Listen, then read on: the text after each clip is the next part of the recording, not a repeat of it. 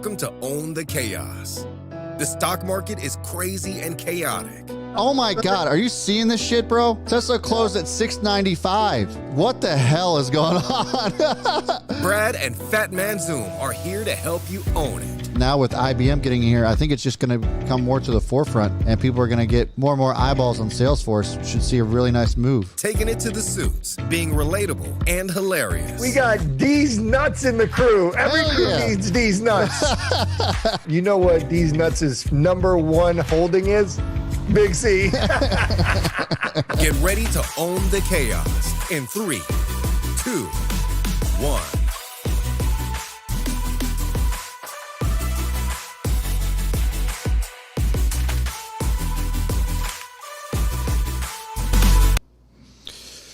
What up, everybody? Welcome to Own the Chaos. My name is Brad. That guy over there is Fat Man Zoom. I hope there's not too much of an echo. We'll see how this goes. It has been a crazy, crazy day. There's so much to talk about. We have earnings. We also have we got earnings, and then there's GameStop. There's craziness. AMC went crazy. Nokia's going crazy. Drive Shack went crazy, and Rocket finally went off. There is an echo. I kind of thought that's probably would have been a problem. Get over it, people. I think we just got to talk lower. I'm going to turn my mic up. I'm just going to whisper really softly right here. I can still hear you good. How's that, guys? We'll give it a second. I'm going to shout out my first 5, my starting 5 while we do this. Sam M., PW Coaching, Vinay, J Chocolate, and KYM. What's going on? You get to hear us in stereo. That's not bad. Not bad. We just can't get excited. We can't get excited, even though we really want to over Rocket and Drive Shack today. It is absolutely incredible right now the way that these are going off. A lot of people in our chaos crew are loving it today. The market's down, but we are up, fam. It is awesome to see. That is for sure. Hey man, listen, let's just take a second, because you need to bask in your glory of your AMC call out, man. Congrats. Yeah, man. I kind of had a feeling that we were going to see a squeeze like we saw with GME. If you guys didn't catch, last Monday I put out a video about AMC doing something like this. Didn't think it was going to happen this fast or create this much attention, but man, it does feel good to nail that one for sure. I am in the house. I'm back in the house. It is good to be home. I had a great break, but it definitely feels good to be back in the digs.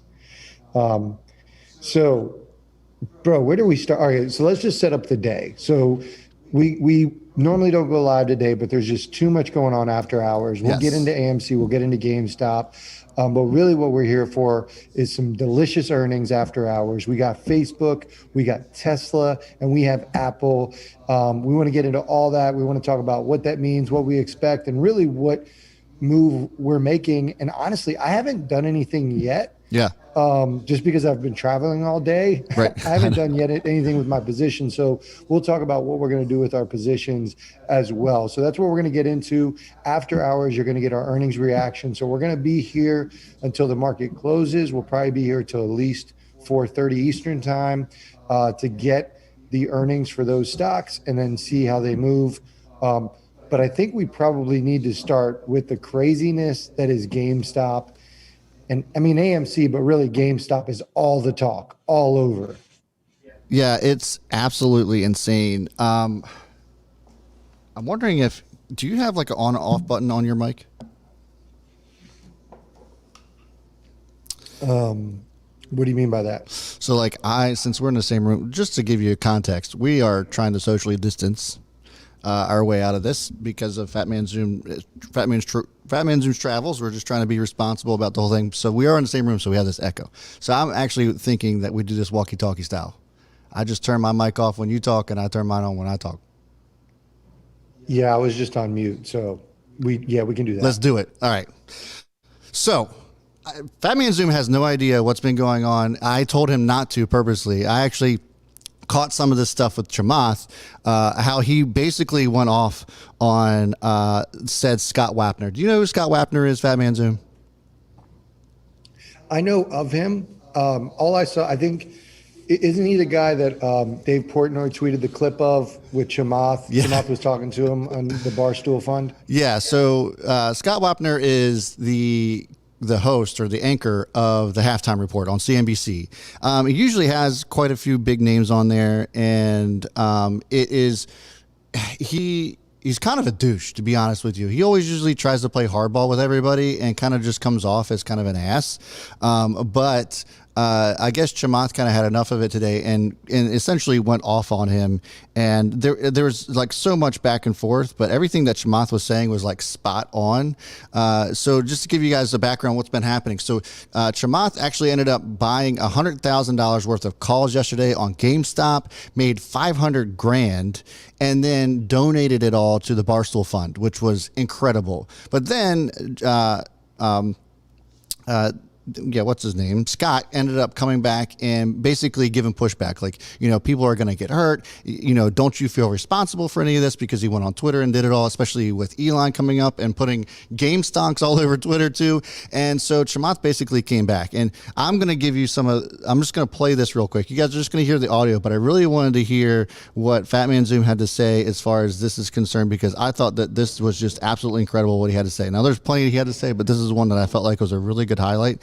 So give me just 1 second here. I'm going to pull it up. Lay it on me.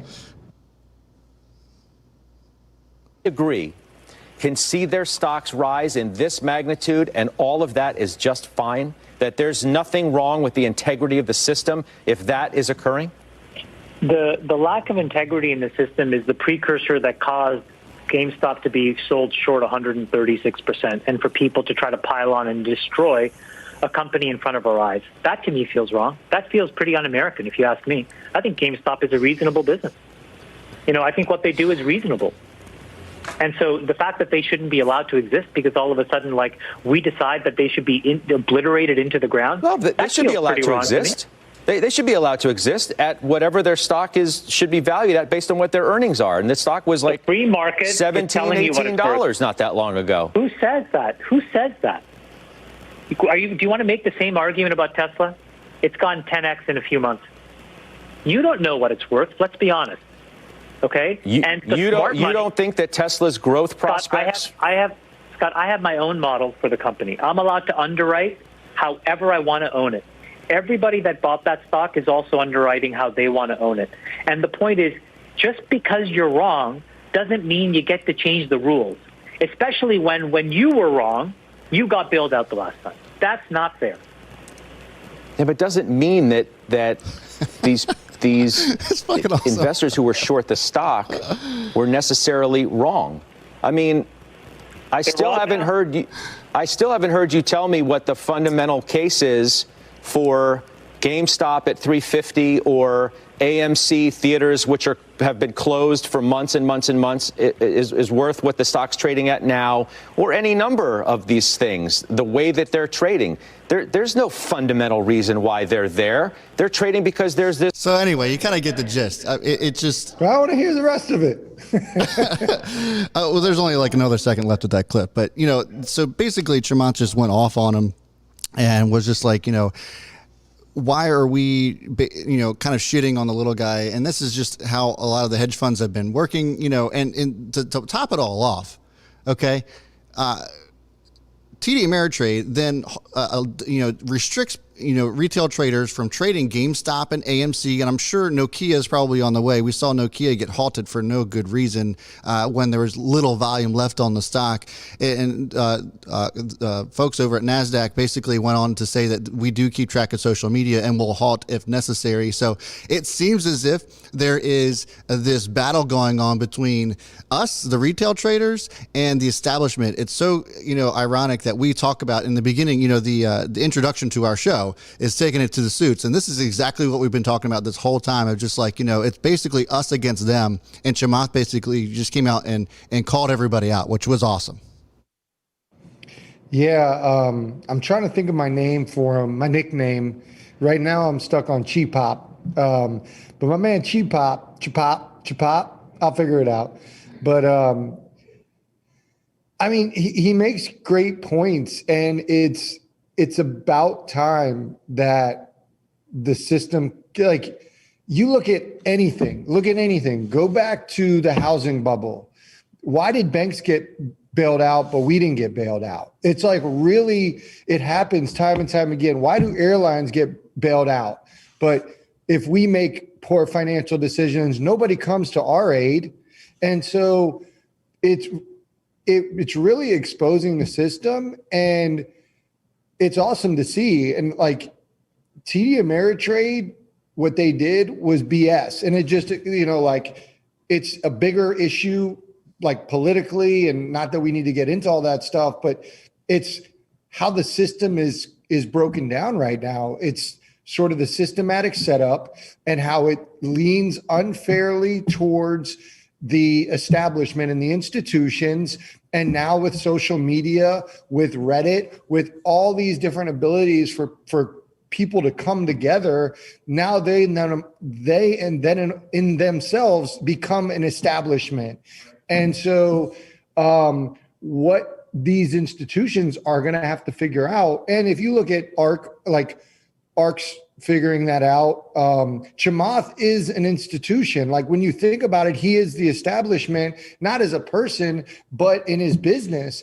And they're pivoting, but others are not. And so it's this, like, look at CNBC. I love CNBC, but look at CNBC. They don't get shit for views on their channel. Why is that? Nobody wants to hear Suits anymore. People want to hear Dave Portnoy. People have direct access through Twitter to Chamath, to Elon's of the world, to Dave Portnoy's of the world.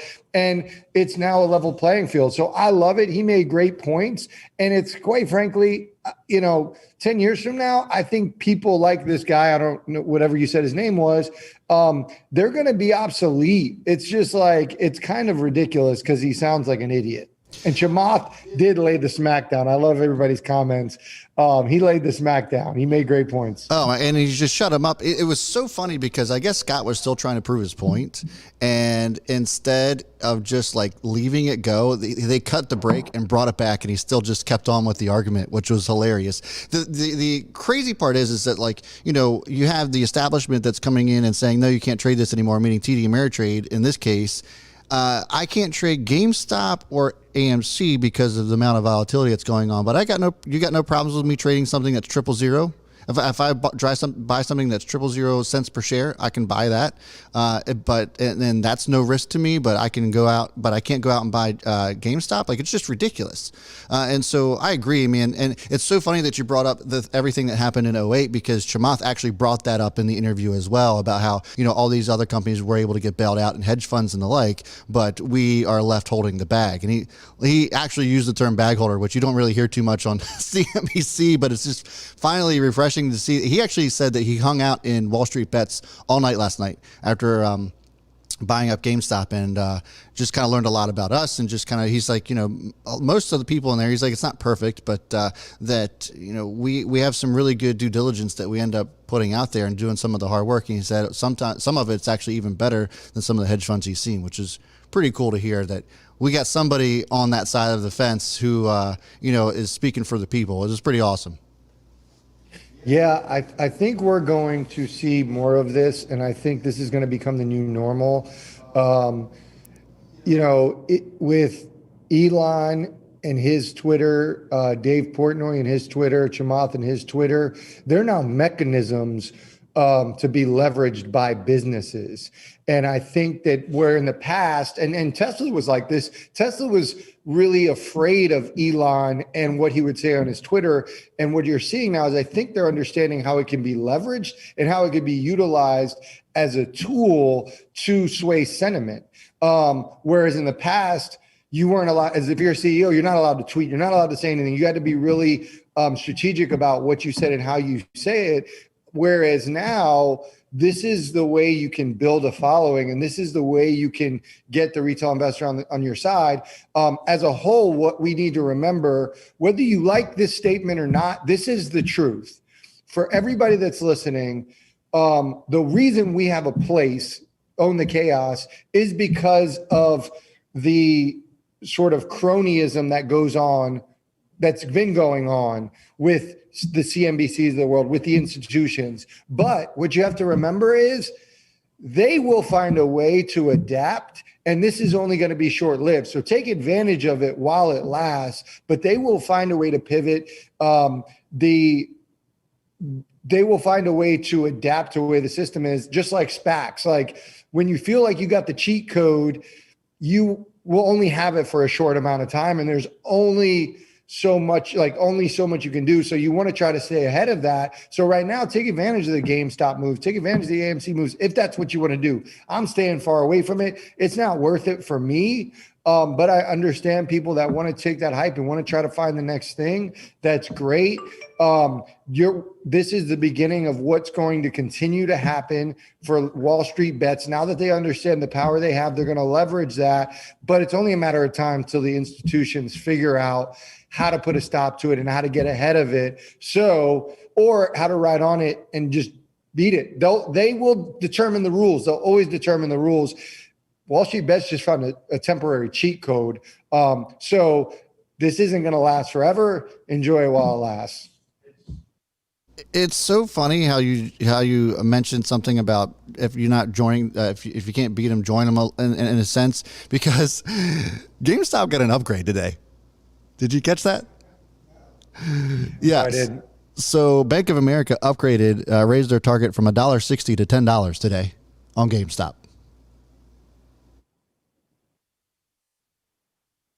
That's wild. It's comical. It's like a joke how they do this. I mean, it's the same as like when they have a price target, they upgrade their price target from Tesla, and they're like, the stock's $800, and they're like, we're increasing the price target from $80 to $100. It's like, it's almost embarrassing, and they're making themselves look foolish. But it's comical that happens. Now, I do want to get into what I was talking to Steve King about this on Twitter. What do we do about GameStop? AMC is currently moving just as much. I mean, this is the reality. It's a gamble. There's no doubt about that. This ride will end at some point, but just for conversation's sake, I told Steve on Twitter, it did cross my mind that if I would short this, Friday would be the day I would short this. A couple things I want to point out to you that I want to get your feedback on why I say this is at some point, better judgment will come into play. And I think that you'll see people who are like, listen, I don't know if I want to hold over the weekend. I think that's sort of a likely thought. The other thing is that I'm wondering when we have earnings today, let's say Tesla pulls back or Tesla runs, it doesn't matter which way it goes. Apple pulls back, Apple runs. Will they take profits and move it into that? So Tesla is much a cult stock. So will that happen if Tesla becomes cheap or Tesla just becomes a monster? Seems logical to me. What are your thoughts on that? Yeah, so for me, it's like one of these situations where I think so I actually theorized this with our level 3 folks over at the Chaos Crew this morning when I talked to them about this whole GameStop thing. It's like, I was actually surprised to see AMC continuing to roll at the same time that GameStop was continuing to roll, because I try to imagine this huge cloud or pile of money that is in GameStop right now. And if they all start to see that AMC is rolling, and right now Nokia is actually on a roll, which we called out in our Chaos Crew as well. It is up 60%. I think that we're going to start to see some money move from GameStop, all those profits that were made on GameStop, into some of these other short squeeze opportunities. And Rocket is actually in that same conversation. Rocket was shorted about 40% of the float was short on Rocket, which we were like, what the hell? And it's nice to see that they're starting to get squeezed out too, because it's like, this is a good solid company. I mean, not to say that GameStop didn't have a right to do business, but come on, you compare GameStop to something like Rocket, and it's like, why are you shorting this all of a sudden?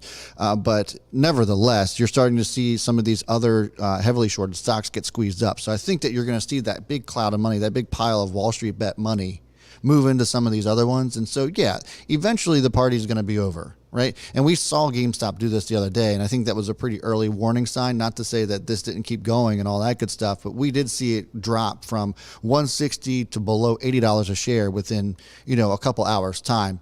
So there is definitely that possibility that GameStop could end up seeing that fate. And so you just have to understand, like, if you're getting into something like this, you probably have that, you're going to be gambling at this point. And, if you make money, great. And there's plenty of people in our group as well that made tons of money. Got themselves over PDT, were able to do all kinds of crazy stuff with the money they made on GameStop and AMC alone, which is incredible. Like, I don't want to take away from that. We want to celebrate stuff like that, but there's also the mindset you have to subscribe to yourself of just being like, the music's going to stop at some point. So do I want to be the last one out with a rotten egg? And if you didn't take profits on something like that soon, or at least take out the money that you put in on a run like that, then you have to be like, well, what am I doing? You just have to be somewhat responsible with this, especially if you have a ton of money wrapped up into these types of plays, which we always talk about, not over leveraging yourself into something that's so high risk like this. Because the music stops and then everybody's out. So you just want to make sure that you're being mindful of that. Yeah, and I think that to me, I agree with you. Pull out your initial investment. I would say, depending on the move and how much you're up, I would pull out my initial investment double and let the rest sit. I mean, there's no reason, or it's totally okay to let that sit as long as you want to. At least, we still have another month before AMC earnings. We still have 2 months for GameStop earnings. So it remains to be seen. Like, it wouldn't surprise me if this thing keeps going wild. But I think these are the best examples that expose, do you have an exit strategy or not? And there's a bunch of people who are making money off of the momentum. Whereas I worry about the average Joe who's texting me, who has no idea of what's going on in the market, just jumping into AMC and GameStop. Those are the ones that are getting screwed, that are going to get screwed, not the people that are in this every single day, in the market, understand the market. It's the average Joes who don't get it. And then they look at AMC and they're like, oh, AMC is going to open back up. Oh, it's only $18. And they look at it like, oh, that's not a lot of money. So that's going to be really, really interesting how that plays out. But when you look at it, Nokia, they actually have legit tailwinds. Not saying it's guaranteed, but their move is a little bit more warranted. And I tweeted that we were on Nokia August 5th. It appeared in our watch list. So yeah, we'll see. But my message to everyone is, have your exit strategy figured out, and just know how you're going to play this thing, and don't blindly just be like, oh, I'm going to just hope this thing continues to run up. Have an exit strategy. Know how you're going to move forward with this, because eventually the hype's going to move somewhere else. It was on Bitcoin. Nobody's talking about Bitcoin. Now it's on this. It's going to be now the next stock people are going to be looking for. Nobody's mentioned Neo. Nobody's mentioned Bitcoin. And nobody's mentioned Jack Ma. I got you. I'm getting it figured out over here. What's happening? The whole time you were talking, my camera went off, and so I've just been trying to figure it out. But keep talking. You keep going. Yeah. So, anyways, let me set up to the earnings, because I want to get into that a little bit. Blindly and Fat Man disappears. They're falling apart. We're good. We're back to normal. Yeah. Free Jack Ma. Listen, I do want to point out the earnings next week. I think Baba's next week. I might be mistaken, but when Baba earnings come up, I'm going to be on edge for that, because I want to see if Jack Ma is in that room again. Is he in that room again, or is he with other people? Because I feel like he's going to be in that room again, wearing the same shirt, looking the same. Probably he's already skinny as hell. Probably lost another 20 pounds. 6 days till earnings. I don't know, man. Yeah, it's certainly interesting to see what might be happening. Is he still going to be in hiding, or is he eventually going to be out? So, we at least know he's alive, but I still don't know if Jack Ma is necessarily free at this point in time. Yeah, absolutely. Sorry, actually, before we go into those earnings, let's talk about Rocket and Drive Shack. Where do you want to start, Drive Shack or Rocket? Let's go with Drive Shack. All right, so listen, Drive Shack, up 20%, over 20%. It's currently sitting at $3.42. We've been on this stock since, shout out to Vinay, because he's one of the ones that got it at the bottom. He's one of the bottom feeders on this one. We were talking about this at like $1.50, maybe less, like $1.39, I think Vinay got in at. But if you didn't hear the news, we've been talking about it a little bit. It showed up on the watch list here and there. But Drive Shack is a company that's a spec play for us, but we really believe in this. It's a competitor to Topgolf, and they just announced their partnership with Rory McIlroy. And this isn't just a sponsorship. He's a partner. He's an investor in their concept. It's their puttery concept, which is the indoor golf. I won't get into too many details about that, but if you want to learn about more sort of deeper dive, check out my channel, Fat Man Zoom. I go into all the details about their press release as far as Drive Shack's concerned. But this is a high-level PGA golfer that they're partnering with.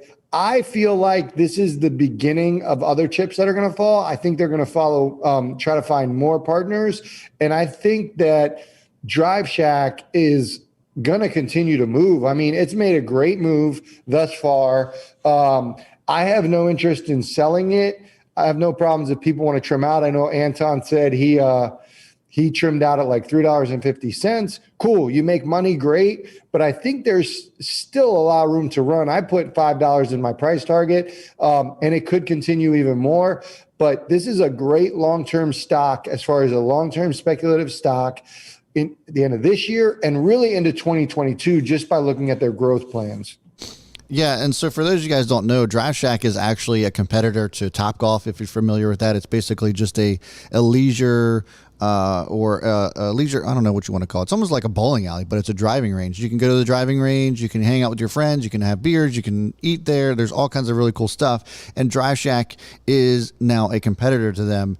They started to really make some moves after we kind of got to more talking about, just coming back from just things reopening. When California basically announced a reopening, we saw some really good moves out of Drive Shack. But this is also the perfect social distancing activity, and this addition of Rory McIlroy with their puttery is going to be awesome. And so I really feel strongly about this. This almost made me wanted to load the boat on Drive Shack, bro. I mean, I got a lot of shares on this one, but I really wanted to just kind of continue to load up on this. I think it does continue to do really well, and I agree. I think that this Rory McIlroy collaboration is just the tip of the iceberg here. I think there's more to come for the company. Understand the risk here. It's still $3 a share, and there's a reason for that, but I think there's a lot of really good tailwinds for this one too. We could see this one get a really good move on. Yeah, Snookeroo. Shout out to Snookeroo. Hasn't been around for a while, but I think he's been in penny stock land. Now he's back. Said, I remember first hearing about Drive Shack at the Tesla earnings party where we were on air for 8 hours. We've been talking about it for a minute. Nikki B, do you think ELY, which is Callaway, who owns Topgolf, will keep going down with Drive Shack going up? So today, Callaway's down a little over 4%. I think it's actually at a pretty good level. If you pick which one you like. There could be arguments made for either one. Callaway's less speculative, but I think it has less upside. But if you like Callaway, I think this is a great opportunity for the company. Potentially could be a good level if it holds this support here. But we look for these opportunities. Just because Drive Shack made a good announcement, they still have a lot of work to do. So you can make that argument on the Callaway side. Topgolf is the leader in the industry. Drive Shack is trying to catch up. So if you're looking for that side, I know a couple of people are asking about that. We've been in Callaway for a community give by. I think it's a good one. Either way, I think you're good. It just depends on sort of which company you like better and sort of your risk tolerance. For me right now, I'm riding with Drive Shack. I'm riding that momentum, and I'm hoping that we continue to see we continue to hear more things from them. But FYI, Callaway has earnings next week as well. So, they know they got to come with something for earnings next week. So we'll wait and see. Yeah, man. There's definitely space in this market for both of them to do well. And let's not forget that Callaway still sells golf clubs, golf balls, and all kinds of other equipment, whereas Drive Shack is more focused on the experience. So there's definitely things that separate the two. So, and I think that there's definitely a reason to want to own both of these companies. So this doesn't take away from Callaway, I don't think, at all, really. Yeah, so then the next one we have is Rocket. Oh, hell yeah, Rocket. I had somebody on my Twitter shit list, that I scrolled through all of my tweet replies, and I found him because he had said, and it was only like a week ago, he's like, Rocket's a good company, but it's a shit stock. I'm not getting in until $24 at least. And at $24.01, my trolling ass tweeted him and said, is now a good time? But I said, why would that's a 20% move you're missing on if you're going to wait till $24. But whatever, I digress. Rocket is currently sitting at $24.50, 8%, up 8% on the day. It's been having a nice move this whole week. I've been seeing, especially some people in our crew that sold some. I got no problem with take profits again. I did trim, so I had full position size in our long-term portfolio. I trimmed back to full position size because I just saw a huge opportunity in GNOG, but I still have full position size in Rocket. I'm not selling it. I honestly don't know when I would sell it because I think this ride is going to continue. I don't know if we did this in the bold predictions, but I thought we said $40 is what we thought this stock could go to. And I'm going to wait to see how it goes. But this whole year, I see myself in Rocket unless there's some crazy move or crazy news. Yeah, if you've been watching us on Twitter, and even in this channel, we've talked about $24 being that critical point at which once it broke over that, we felt that it would make a very strong move. And it did. It went all up to $25.55 highs today. And man, it just feels good. I said that I felt as if, selling Rocket and not just holding on to it and being patient with it could result in you just waking up one morning and it just goes the hell off. Well, that was yesterday or 2 days ago, I should say, Monday. And then yesterday it kind of consolidated a little bit. Today it continues to move, which was awesome. It finally got up over that $24 hump. Hopefully it stays up over that. It seems as if that should become a really strong support given how much of a strong resistance it was. But we'll see. Nothing's ever guaranteed. But yeah, man, we actually did say, I think 40 or 45 was what our expectations for 2021 was on Rocket. And it's just awesome to see that this thing's finally moving. It feels great, man. I just love the fact that this is finally back up over that hump. And I think that this should still continue to move with some of the tailwinds they have. They have earnings coming up as well early next month. So they should do really well, especially with all of the other good positive numbers we've seen from home builders, DHI, KBH, and some of the incentives that we've seen from first-time homebuyers. The Biden administration plans to give first-time homebuyers a $15,000 credit to purchase a new home. So it worked out really well during the Obama administration, and that was only an $8,000 credit. Obviously, things have changed; things are more expensive. But a $15K, that's still a chunk of change. In this day and age, that I think that it's going to prompt a lot of buying. And Rocket Mortgage is the way that younger people like you and me, are mortgaging their homes. You don't do it the way that you used to anymore. So I think that obviously Rocket is all over the place too. We see their marketing is everywhere. So they're just going to continue to do well. It's worth holding on to, even if it does take a little bit of a dip over the next couple of days. Yeah, and I think all we need now is a nice catalyst, whether it's an upgrade, price target increase, or just general news. But the housing market still looks strong. I've spoken on numerous occasions about supply, and once that hits, we're great. So, I see a lot of people in our crew sort of share our same sentiments. This was classic watch list. It showed up a bunch of times. We talked about it was really boring. It was really frustrating. It was sideways for a very long time, but it was so clear that $20 level. And it was a matter of, just a matter of days that it goes 20%. And now a catalyst to this changes the whole ball game for it. Somebody mentioned the February 2nd lockup period. Is there any concern around that? Personally, there's no concern on my end about that. If anything, it'll be a good dip opportunity if I wanted to try to play it short term, because for me, it is only in my long-term account.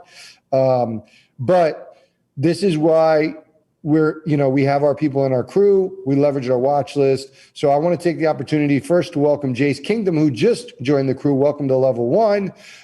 If you guys are interested in getting sort of on board with these watch lists, we have a watch list every morning. We release a watch list of 5 stocks we're watching. It's free to anybody. So if you guys go to onlychaos.com, the link is in the description, click get watch list, you can get a free watch list. But we've been talking about it. You'd have been on this well before this move. So definitely go check it out and join if you guys are interested to get the watch list. But shout out to all the crew members who are playing this picture perfect. And shout out to the people watching. How many people we got watching, Brad? We got 424 folks watching today, 90 likes. Those are actually pretty decent numbers. We get the likes up, though. We certainly would appreciate it. Just helps push the channel out further and get people watching. But yeah, 430. I think it's possible. Usually when we have Tesla earnings, we usually see this pop off. So I have a goal. I think that if you guys can just share the shit out of this, we could get up over a record earnings live stream, which would be the record earnings would be a 990 concurrent beat. We're about halfway there. So if we could beat that, that would be awesome. Just share it everywhere. Yeah, right now we're consolidating. So we're consolidating. We're at a support of about 400, 420, and then I think we're going to shoot up, break out, maybe get a little burner candle on the concurrence. That would be a big C. Yeah, I like it, Vinay. Yeah, so earnings are actually right after the bell. So right after market close, which will be at 4 p.m. Eastern time. I saw somebody asking about it. It's 2:39 p.m. Eastern time here, so we got about a little under an hour and a half to go. Let's go ahead and get to talking about some of the earnings that we have coming up. We got Tesla, Apple, Facebook. Those are the big ones we're watching. Which one you want to start with, my man? Let's go Facebook, Apple, Tesla. All right, I like that. So Facebook's earnings are today after hours. What do you remember? I don't have the numbers on me right offhand. Do you have them? Yeah, so Facebook estimates are $3.19 a share. I have my prediction on Stockwatch Sunday was $3.69 a share, the old Steve King special. And you had them beating as well, $3.53 a share. Facebook is something that we feel so bullish on, and it actually works in our favor, in my opinion, to see this actually selling off going into earnings day. I think that once they come out with some monster earnings, which we believe they will, that Facebook's going to go off. I mean, we saw Microsoft go off yesterday on some really great earnings, and some of the other tech stocks actually reacted to that. Facebook moved somewhat after hours. Amazon went off. Apple went off. I think that we could see some more of that today if we get some really surprising numbers from Facebook. And we've talked about how Facebook has been scrutinized so much, and it actually started to make a little bit of a run from its lows down at 237, and really started to rip up over the last week or so. But I like the fact that this has actually pulled back some, and that it's not just ripping everybody's face off going into earnings, because lots of times you can see some pretty decent profit taking going into earnings when you see a run like that. So I'm actually encouraged by the fact that this is red on the day, and looking forward to seeing how this reacts towards earnings. And just a disclaimer, they don't always do well just because earnings come out. So take that into consideration. It's not just it's at the end of the day, it's a crapshoot about how people are going to react. There could be something in those earnings that investors don't like. We just got done talking about hedge fund manipulation. So you'll see a lot of that sometimes, and you just have to know how to play it. So I think that Facebook, nevertheless, is going to do really well after earnings, and I think they're just going to absolutely rock it, my man. The biggest mistake you can make is think that Facebook is a social media company. It's no you look at Apple, it's the same thing. It's like it's an iPhone company. These companies are so much more. It's tough because Facebook does have a level of an added layer of challenge for them. There's like, it's almost like this constant headwind, which is regulatory issue oversight. Feels like they're always having political pressure, but they do so much more. And it's absolutely clear that social media is a marketing mechanism for them. It's a top of the funnel strategy where if we can just funnel people in through Instagram, through Facebook, that we can do all these other things. Now, Facebook ad revenue is always going to be sort of like a cash cow for them. And that's what'll be the always the lead that people will look at. All right, we got to have established baseline. How's ad revenue doing? And that was one of the things with Microsoft. Their growth, their cloud growth was great. Their Azure growth was great. It was over 50%, which is a solid number for them where they are from a growth perspective.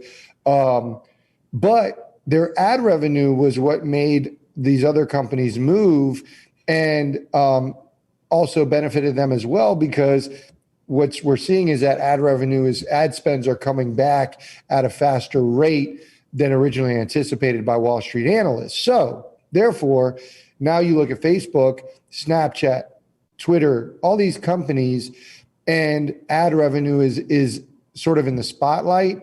I think they're going to report monster ad revenue numbers.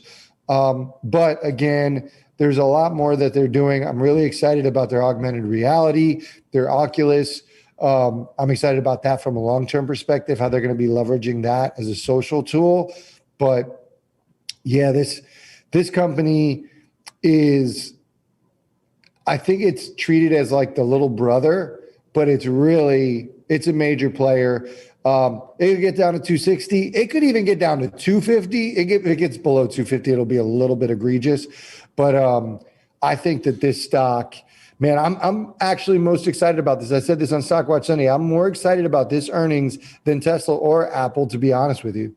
Yeah, I mean, and you can't argue that. I think the expectation here is just because it has been beaten down so bad. And yeah, you can take out the last couple of weeks out of the equation, because if you look back on the daily watch list, or the daily chart rather, you can see how this has actually come down quite a bit from its highs. It has yet to have recovered from those September highs. Remember, if you guys recall, in September of last year, a lot of the stock, the tech stocks took a real big hit, and most of them have come back. Apple came back and is now at new highs. Amazon, all of the other ones as well, especially ones particularly in the FANG.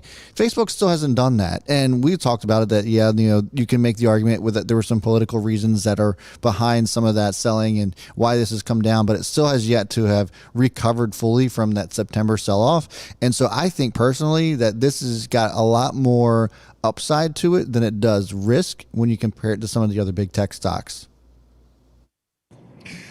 Yeah, for sure. I would agree. So we'll see what happens. We're expecting some solid numbers. If this breaks $4, if they somehow report earnings over $4, this might move. But these three earnings in general, as we talk about them, they're going to set the stage for the rest of the week and really the rest of the month as all the other big players move forward. So as far as I'm concerned, today is really the beginning of earnings seasons for me.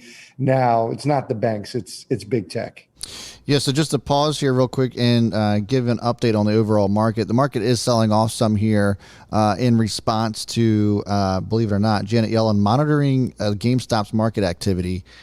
So I think there's some people that might be a little bit worried or upset about that, and that, now the government is stepping in on some of this BS. Also, Jerome Powell and Janet Yellen said that they are not worried about inflation during the Fed meeting. So some people, I think, are a little bit on edge as far as that's concerned.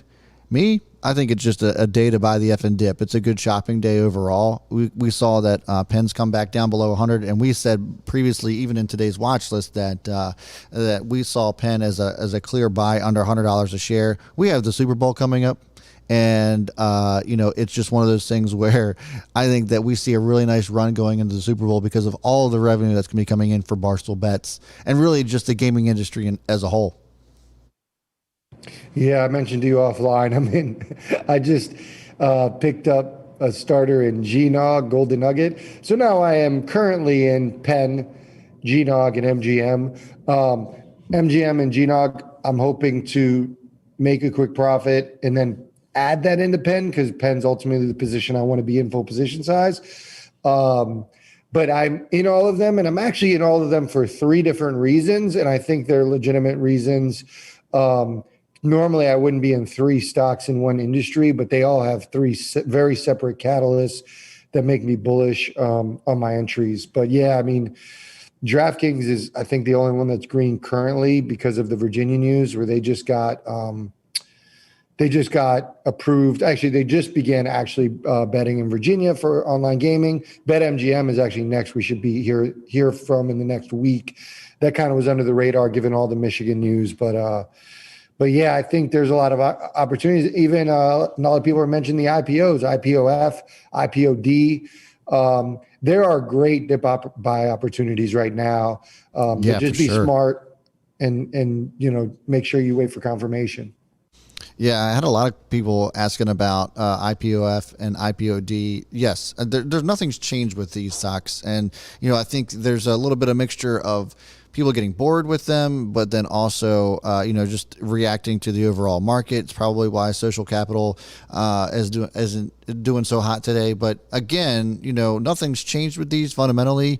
They're still very much looking for some really great candidates to come in and reverse merge with them. We know that our boy Chamath has our back, so we have no worries here. And I would continue to just scoop this up if I were anybody interested in looking at IPOF or IPOD for that matter. If I ever have time, I'm pretty sure I'm going to work on the next shirt, which is "In Chamath We Trust." There's no doubt that shirt's coming out at some point. I freaking love it, man. That's awesome. That would be awesome. I would totally rock that shirt. Yeah, people from all over would come to buy that shirt. So yeah, I'll throw this out there because I've been thinking about it a lot as far as IPOF. These are great stocks for long term. Honestly, either short term or long term, but long term is the easiest because people like Katie who's saying IPOF is killing me. I would probably make it out of sight, out of mind, but you're going to want to be in it just like Rocket. Like when it moves, you're going to wake up one day and it's going to have a monster move. If I had to choose one, I think IPOF is still the one because most likely IPOD will announce before IPOF, but there is still a chance that IPOF will announce first. If IPOD announces, IPOF is going to move. There's going to be a nice move on it. And we expect it to be a bigger acquisition, a bigger splash. But if IPOF announces and you're an IPOD, I think it will take a hit. I'm not concerned about it at all. But I think that the safer play, they both have equal sort of upside. I think the safer play is IPOF if you want one. I'm honestly in both. So I'm going to ride that out. Clover's done really well for me as well. I'm going to continue to ride those. I think he knows what he's doing, and I think Chamath understands the power he has and the power he yields in his Twitter and with his presence. And as more people get exposure to Chamath, he's going to be one of the big players. To me, he actually kind of reminds me of like a Gary V, like a big, a more refined Gary V. He kind of is a little bit brash, but he knows what he's doing. He's very smart. He has a high business acumen, but he has really ambitious goals, and he has a short time frame that he wants to accomplish those goals. And so he's just making moves, man. Yeah, I see a lot of people saying that they're getting wrecked on IPOF and that it's tanking. I don't know if I would classify this as a tank. If you guys don't know how stocks work that are under $20 a share, this is not tanking.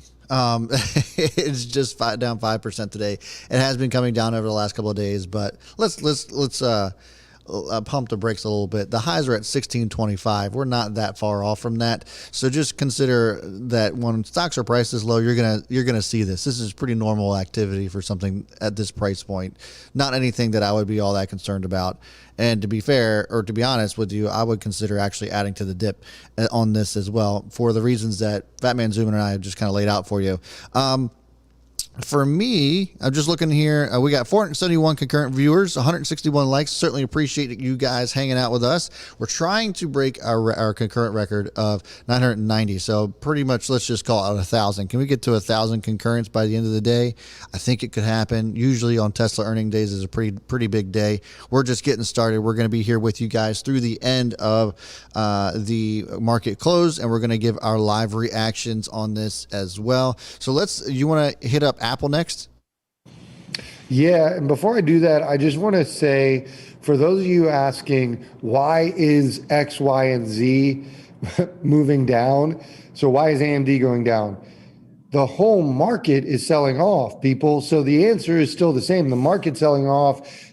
Figure out which stocks are the ones you like and consider them a discount. This is the red zone we talk about all the time. Tomorrow it could still be the red zone, but figure out which ones you like and get into those. So for you guys asking why one stock is moving, look at any stock. They're all, obviously not every single one, but they're pretty much down and they're moving in unison. So I'm not concerned about it at all. All right. So Apple, $1.40 earnings estimate. We have them beating. I have them beating $1.57 a share. You have them at $1.73 a share. This is going to be, by all estimations, their first $100 billion quarter, which is huge, gigantic, unbelievable. So this is one for the record books. I'll be honest. I have a tough time seeing how this thing goes on a massive move. I think best case is kind of slightly up or profit taking, just because there's been such hype leading into this iPhone upcycle, where everybody's anticipating this being the biggest launch they've ever had. So we should see those numbers. But the problem with that is you've always talked about the forward-looking vessel. That's past. That's historical numbers. What do we have to look forward to next? So in order for this to continue to move, in my mind, is them giving us something, whether it's a monster outperformance from a forecast, which I think is highly unlikely given the climate, or something new as far as confirmation on the EV or a new product or whatnot. I think they're going to have a tough time having like a real monster move. That's just me. It doesn't change my sentiments. This is one of the best, if not the best stock out there. And it's going to be the best stock for the next decade. Yeah. This kind of goes along with just my sentiments on the day. I think that the fact that today is a red day kind of plays in the favor of some of these stocks that have just been a little bit overhyped on anticipation of good earnings. To your point, I think that it's definitely likely that we could see continued selling. But I'm encouraged by the fact that this is also red on the day. And we're going to talk about Tesla in a second that just hit its low of the day. And I think that these are all just going to be perfect setups for some really monster runs after earnings, if by some chance we get wowed by them. If Apple comes out and starts talking about EVs, it's going to go nuts. I think that if we see any kind of advancements or that they're planning on pursuing any kind of EV market, and we've seen some rumors flying around with Hyundai, I think that could be something that could really send this stock off. Now, if it just comes out earnings, they end up beating like everybody expected them to, and it doesn't really give us anything else other than we just think we're going to continue growing and that's it. Don't give us anything sexy. Then yeah, we could definitely see some continued selling.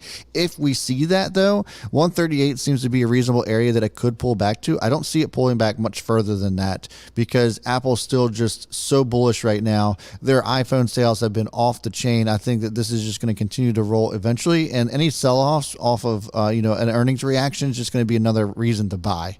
So I like Apple a lot here. if they come out with any kind of EV news or something spectacular along those lines, it's going to do really, really well.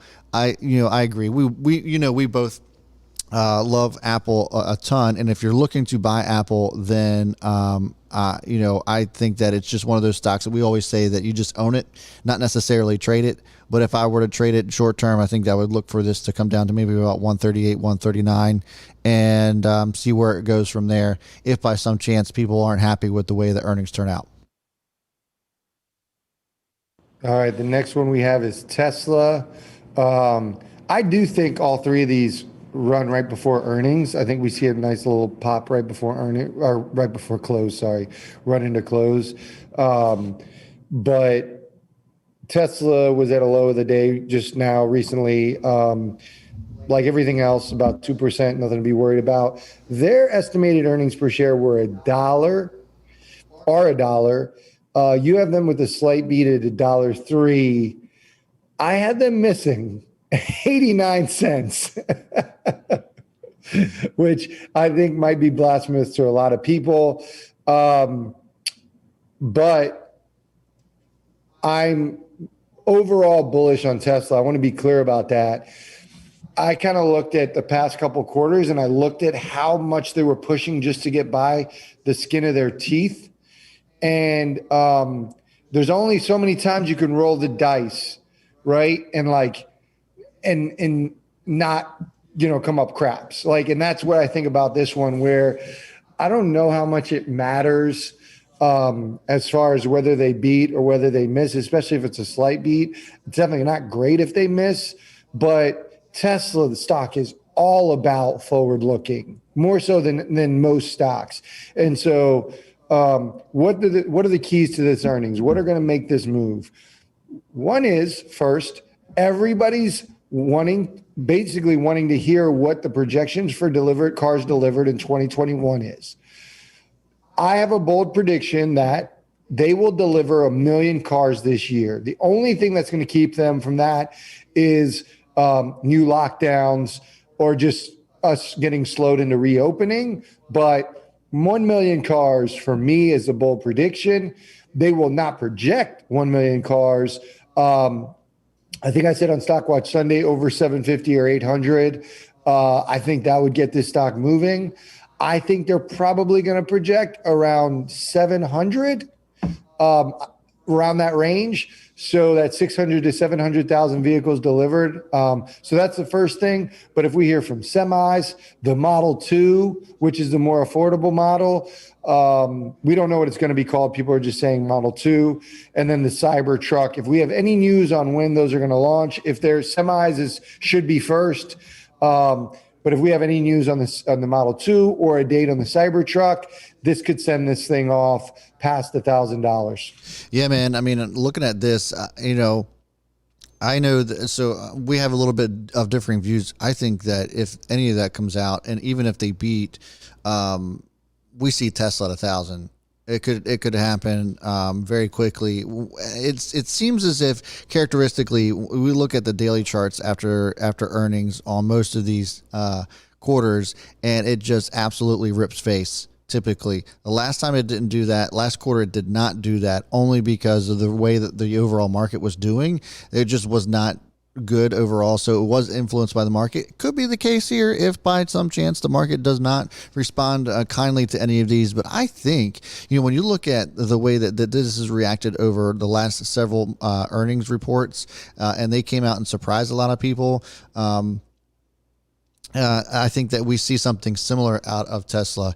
It remains to be seen. I mean, you could be absolutely right. This might be a situation in which maybe finally analysts and big institutions are catching up with the valuation of Tesla, and perhaps they are expecting too much out of them this time around. I will say, though, that given the fact that Tesla had to go through an entire pandemic over 2020 And, this Q4 is just another testament to just how well this company has performed under some extreme conditions. I think it just only adds to the value of this company. And the fact of the matter is that I think that the outlook is going to be fantastic, given the fact that we are looking at potentially reopening. We have vaccines going through. So I would imagine that Tesla's outlook here is going to be pretty strong. Obviously, they've always been pretty conservative, but I still think that it's going to be pretty upbeat positive as far as I'm concerned. I will give a prediction for you all. The stock currently sits around 865, 864. On Monday, come Monday open, the stock will be below the current price right now. Doesn't change the fact of the matter of how I feel about the stock overall. And I hope it hits 1,000 at some point this year. It'll hit 1,000. But yeah, I'm playing this a little bit more conservatively. I'm going to trim. I'm still going to have some going into earnings, but I'm going to trim at least half of my position before the market closes today. And even if I see a spike after hours, I think a sell-off comes tomorrow or Friday, or a profit taking comes tomorrow or Friday. So I don't feel confident in that. And I think my prediction will ring true that Monday will be below 865. You heard it here first. We'll see. There's definitely arguments you can make to both sides of this. There's just the right side, the wrong side. Looking at the concurrence here, we have 504 concurrents hanging out. So thanks so much for hanging out and spending your afternoon with us. Speaking of the end of the market, we got about an hour to go. We're here with you guys through the end of the day. So appreciate you guys hanging out. Hopefully you stick around and we get our live reactions to these earnings today. And we'll come back and visit those. We'll get to some of your questions as well. But hit that like button if you guys are enjoying the video so far. If you guys are enjoying the stream, certainly we appreciate a thumbs up and get this out there to some more people so that they can come in and hang out with us and party a little bit during our earnings reaction. Just to kind of give a couple of other earnings reactions that have already happened. We talked about we had AMD, Microsoft, and Starbucks yesterday that had earnings, and they actually all did really well. And was really pumped to kind of see Microsoft just really kind of tear go nuts to 250 per share yesterday. That was kind of one of the biggest winners out of the day as far as earnings were concerned. And then Boeing came in and had one of the worst quarters or the worst quarter that they've ever had. So pretty interesting stuff to get some of the reactions. But Microsoft now sitting at 230. I think Microsoft is a screaming buy at this point, looking at it being red on the day after monster earnings that they had. I think that, again, these are going to be good opportunities, folks. This is a day to go shopping. But, bro, what about Boeing? Yeah, Boeing got absolutely trashed. I am surprised it's not down further. I'm going to be honest. I thought it was going to get wrecked in our private Discord with the Chaos Crew. I posted the article and was like, dear God. But, we've talked a lot about another stock that's closely tied with Boeing, which is Spirit Aerosystems, ticker symbol SPR. Yeah. And that's actually down even further, 7.5%. It's sitting at $34. Boeing is one of those companies that's going to be around. They're going to find a way out of this. It's going to take some time. The hits keep on coming for them. But I think Spirit Aerosystems is still the play.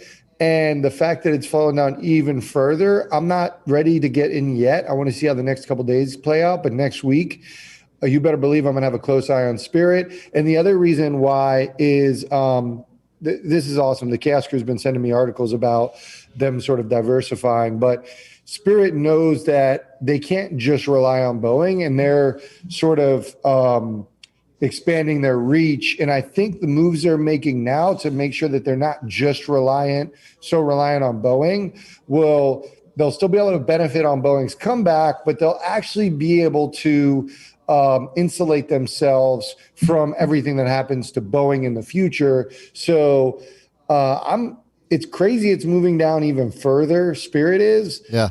But anytime we have a move on Boeing, I'm going for Spirit because I think that it's a safer play, but it also has the potential to move further up on a percentage basis, that is.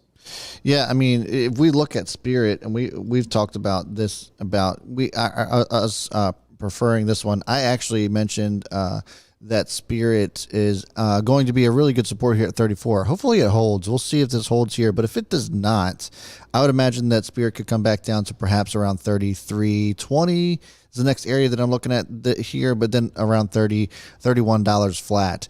Just broke below 34, sitting at 33.99. So kind of close to the low of the day here. But I like these prices, man. I mean, the I guess the positive things is that the 737 MAX is still in production. There's no delay on that. This was the 777 that Boeing had to halt, and so obviously Spirit's going to be impacted by that. But I agree. I mean, I think that there's definitely some more upside to this than just, we're going to delay a 777. And really, that's not one of the more popular ones. Everybody was kind of had their eyes on the 737 MAX, and I think that we get some surprise orders from some unsuspecting customers. We've already talked about how China could be one of their biggest customers for that 737. So I like it a lot, and I think that Spirit's going to continue to do well too. Today's just kind of a weird day, and I think it's just a day to go shopping. I mean, it looks tough, but I think that some of the most painful days to buy something usually end up being really rewarding days in the long run. Yeah, I think the hardest question is, what do you buy? I know. I'm like looking at all this stuff, and I'm like, what is it that I want right now? Because I am like chomping at the bit to buy something right now. Yeah, somebody mentioned Fubo TV. It's up 11%. I don't. These times where there's just a lot of uncertainty and a lot of good stocks that are in discount, I have no interest in going into extreme spec plays. I wouldn't be in Fubo TV anyways, to be honest with you guys. Yeah. But I think the best way, or the way I think about it, I'm not going to try to give anybody advice, but like the way I think about it is when you got all these things that are down, you got to look at a couple things. The biggest thing for me is look at upside and try to be realistic on what the upside is and over what time frame. Are there any catalysts coming up? And I try to consolidate my positions, and just even if I'm down in a stock, I'll cut ties with it to add to a stock I'm more confident in. So for example, I may look at IPOD, IPOF. I'm in both of them. IPOF has gone down a little bit further in relation. I may just cut my IPOD, add whatever funds I had in there into my IPOF, or you wait for an opportunity to scale in, just cut my IPOD and scale in on that. But I try to sort of look at the positions I'm most confident in, I have the highest confidence level in, and then look for those opportunities. But again, the tricky part right now is the earnings that happen. So there's not much I can do right now. Really, tomorrow is going to be where I'm looking, okay, what happens? I'm going to wait till the market opens. If that morning sell-off typically happens, see pre-market movement, morning sell-off, and then potentially make my move tomorrow. Because I don't think tomorrow's sideways. I think it determines a pretty big move one way or the other. Yeah. So just waiting to see. That's what makes it a little bit trickier for me right now. Yeah, me too, man. I think that we do have a little bit of a turnaround tomorrow, but it's just kind of depending on. I don't want to try to sit here and just time the market because that usually never ends up working out either. But I also don't want to just buy something and then have it drop down, another 10, 20%. So I'm just kind of looking and eyeing some things up. Haven't quite really been ready to pull the trigger on anything just yet. But just to kind of give you guys what I have my eyes on, I do have my eyes on Square. That's something that I've actually been in. I'm already read on, but I think that this is going to be another really good opportunity to get into. The fact that this has come down to $200 is kind of crazy to me. Now, we already know that Square is actually kind of influenced pretty heavily on the movement of Bitcoin. So there is that to consider. I would also say, though, to that point, is that there's so much else going on for Square than just Bitcoin. Yes, they are directly invested in Bitcoin, and they have Cash App that you can buy and sell cryptocurrency on. But there's so many other things that are going good for Square that it doesn't make any sense to sell it here. I think that they have just so much other stuff going on, especially when it comes to small business. And we already talked about how Facebook is impacting them as well. Square is going to be around. It's not going anywhere. I still think that these are going to be good levels, good opportunities to grab it. And it has held up over $200 a share rather well. You had a quick spike under 200 earlier in the day, right out of the gate. But since then, it's held up really well up above 200. I'd be surprised if this sustains under these levels, under the $200 level for too long. I like Square a lot.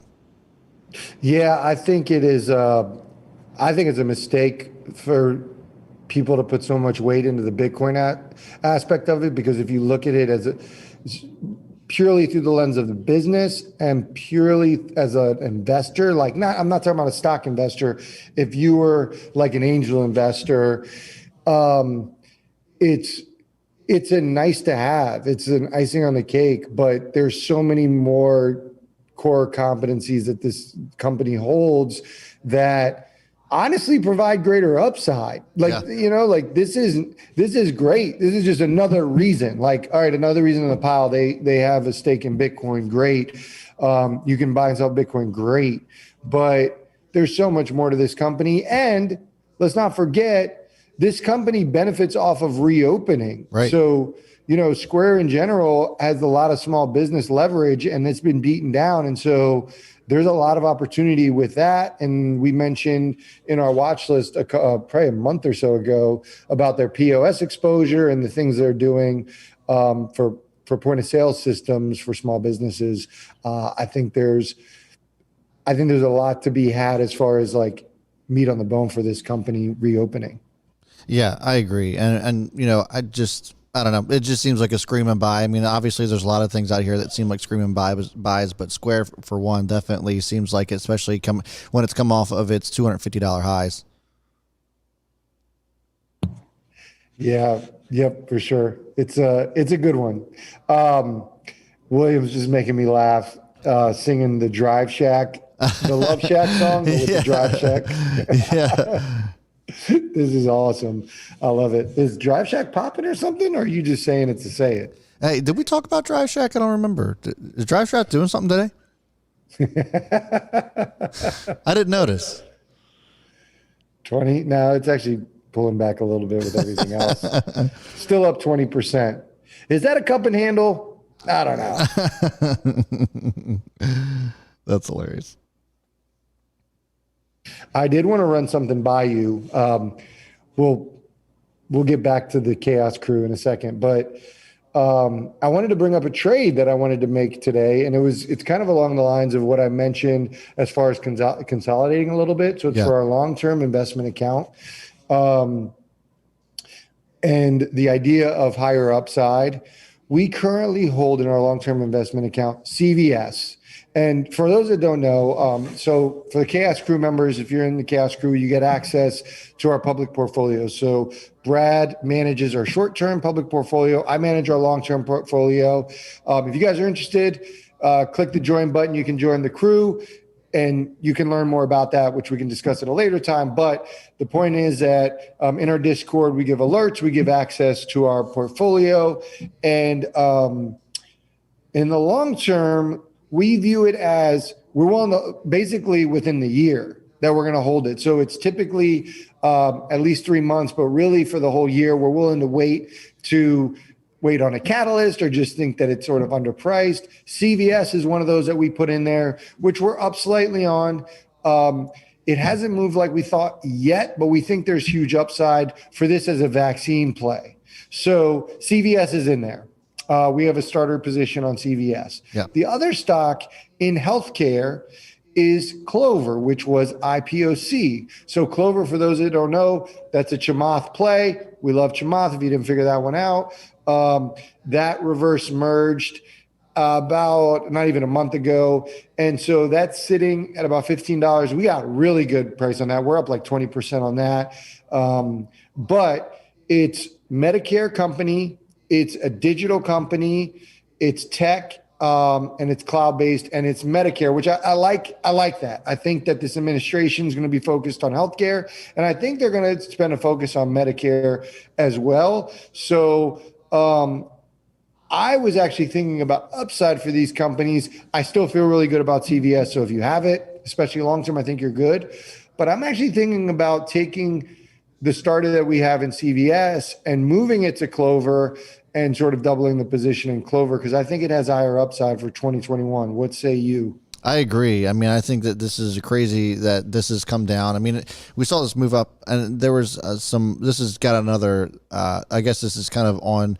Clover in particular has some more attention from the Wall Street bets people, which is why we kind of saw some movement, I think, just in theory on this one earlier today. But the fact that this is down here is silly. I mean, we're at levels now where this is this is pre-merger levels. I think Clover is, I mean, and I don't own it currently, but I definitely have kept my eye on it and is very much on my radar.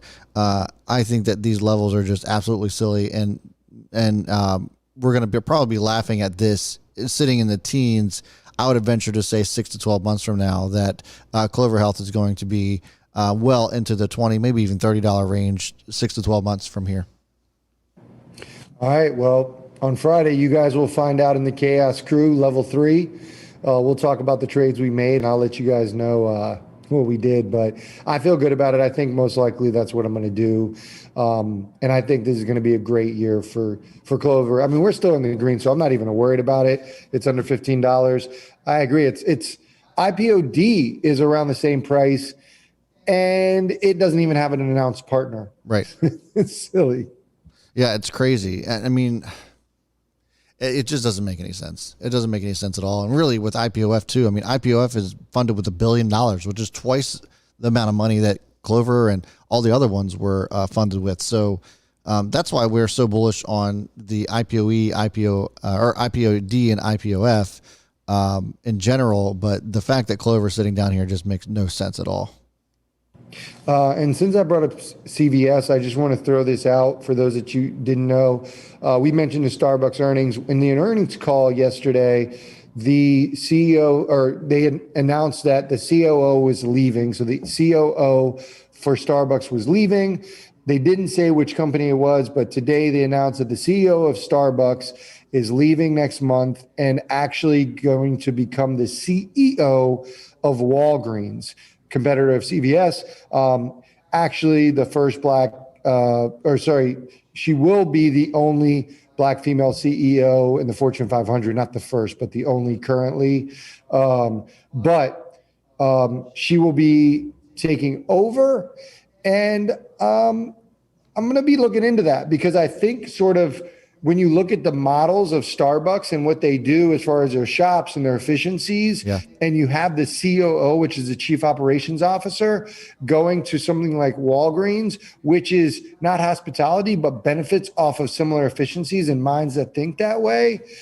Man, I'm really interested in this, and I haven't done enough due diligence to decide how I feel about Walgreens as a whole, but I think Walgreens has fallen out of favor the past few years, and I love this move. I think it's a great hire for their CEO. I do too. I mean, this is a situation in which that this could actually turn the whole company around. I mean, to your point, this has kind of been kind of under the shadow, I guess, of Rite Aid and CVS and some of the other ones. And the fact that they made this move only helps this company.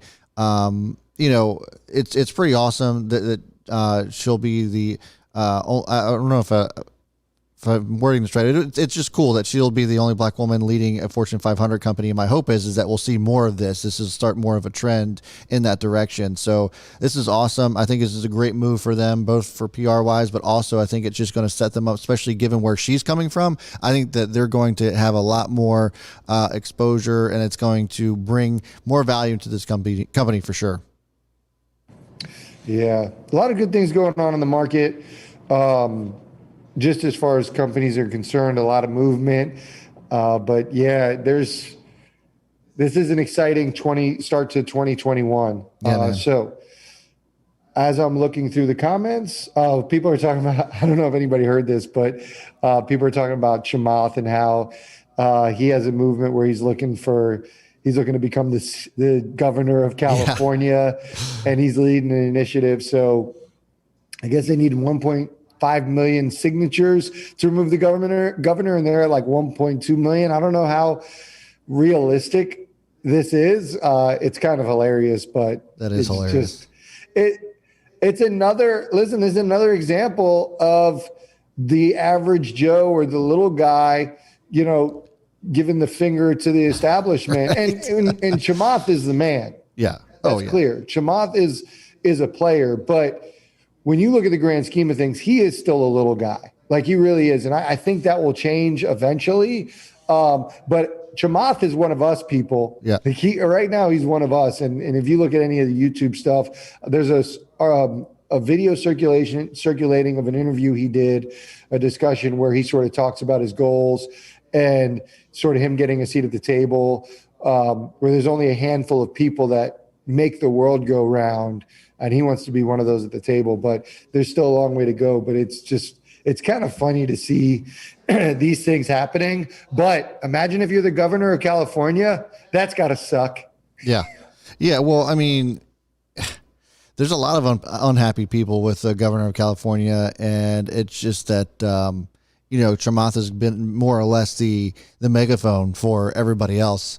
And so it just, I don't know. I think that it's one of those things where he finally, I guess, had enough and heard what the people were saying. And it is kind of crazy to say that he's for the people, or like he is one of us, even though he's a billionaire. But I kind of like, and him and Elon have such a good relationship, but Elon really also just is so partial to retail investors and those of us who saw so much in his company, meaning Tesla, that it is interesting to see that you're starting to look at some of these billionaires that really see the value in us, the little guy, because they wouldn't be in the positions that they are had it not been for the little guy. And it's nice to see that they're recognizing that, and that they're kind of speaking up for us. It's good to see. Yeah.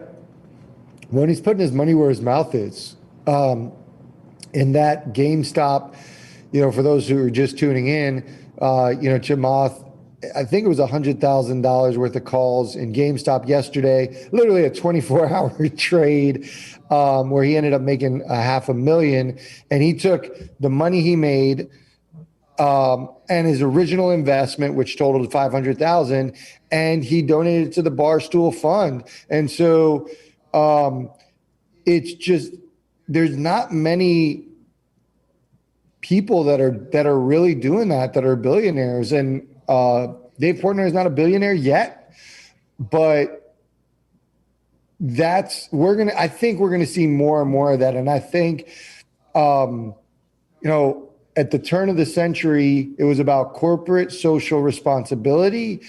And I'm sorry, I'm gonna put my sort of like business professor hat on a little bit, but as it really applied to the environment. Yeah. And the world on a macro perspective, like macro factors, where I think now we're seeing another level, which is how are you giving back and how it's going to affect the community and people, and individually. We saw this with Apple CEO Tim Cook.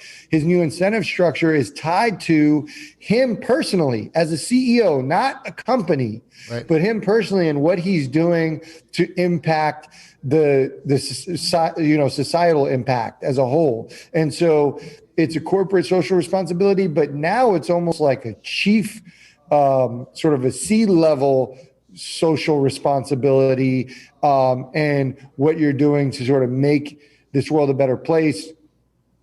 And when we look at it like people like us. And the Barstool Fund is the best example of that. It's how do we help each other out, and not how does just like the big institutions help out like the politicians. Right. Exactly.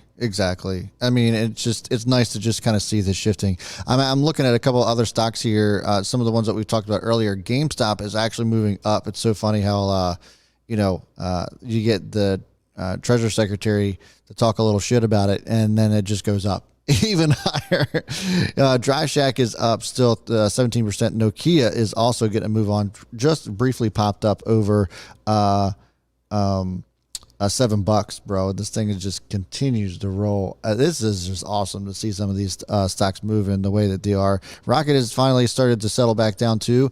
It's sitting right at $24. we'll see if this holds up. Kind of a bummer, but hopefully we'll see this continue to move. I think we will. And I mean, of course I would say that, but I think that we finally have gotten over that $24 hump. And I think now it's just going to be an area that we watch out for. So I like it still. This is awesome to see that this has finally made that move. Loving it.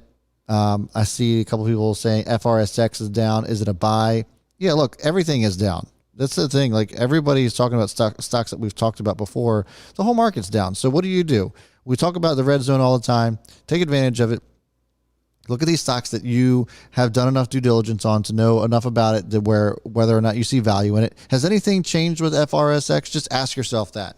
No, it hasn't. So it's just moving down with the rest of the market. There's nothing else to worry about here. Some of the other stocks that we talked about are more than likely down, with the exception of a select few. So just look at them. If you guys still see value in these stocks and nothing's changed with them fundamentally, then there's no reason for me personally to deviate from any of the plan that we have set in place for a lot of these stocks. So I'm good with it.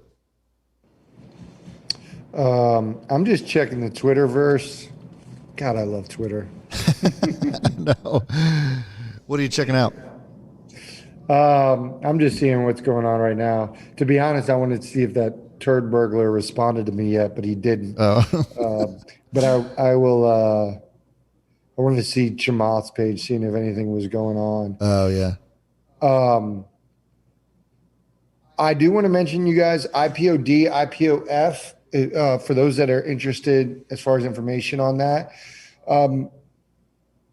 People like, we mentioned Elon and we mentioned Chamath, and I don't want to beat a dead horse, but I feel compelled to point this out.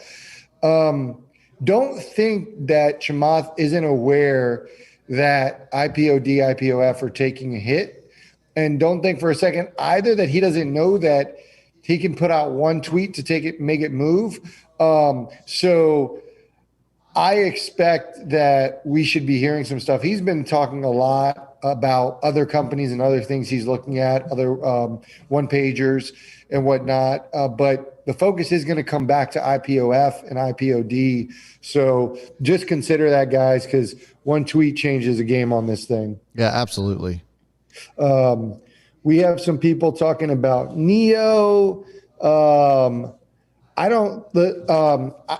probably going to skip the questions on, do you think this is a buy? I think you on any stock, because if you like the stock, most likely they're all kind of coming around supports. So yep. I think the question is, can you identify the support and can you figure out where the support is? But probably any stock you're going to bring up to me right now that's worth a damn is going to be a buy. Yeah. It's going to be okay. If you like it, we're not actively trading NEO, but for those who do like NEO, this could be a good opportunity. But I think that goes for most stocks right now. You see this one comment? It says Tesla has enough to buy up all the gas stations in the U.S. and turn them into profitable whorehouses. See the full plan at TeslaLeaks.com. That's hilarious. Hello, world. We did talk about Facebook earnings already, but we're going to react to it after market closes. So we'll definitely be pulling up how it does. We're really excited about it. I'm most excited about Facebook out of all the stocks reporting earnings today, because I think it has the biggest upside. I don't know if I worded that right, but I think it's the most underappreciated stock right now. People are kind of down on it. Man, we haven't heard about GNUS in a while. William Williams asks about, what do you think about penny stock GNUS? It's a company that engages in branded children's entertainment. Oh, God. So this was not one that I would say is, it's up 40%. This is riding along, I guess, trying to ride the same type of hype some of these other stocks that have popped off. The thing with Genius Brands, and I talked about this back in the springtime, they did 4 offerings within 2 weeks. So they're actually taking advantage of you in that sense. I wouldn't be surprised if we see another offering from Genius here very shortly. And I'm actually surprised, honestly, that GameStop hasn't done this as well. But Genius is one that I actually really don't like. I'm sure if you get enough people to buy this up, it'll probably move. But the fact of the matter is that they will dilute this thing at the first chance that they get. So just be careful with it. I'm sure it'll probably continue to move because people get hype on this thing like crazy whenever it comes around. But there's not one part of me that wants anything to do with Genius brands at all. Sleepy Hippo says pens under $97. Buy it up. Buy it. Yeah, it's a good level. Ooh, God, I need to do something. Buy the effing dip, people. I'm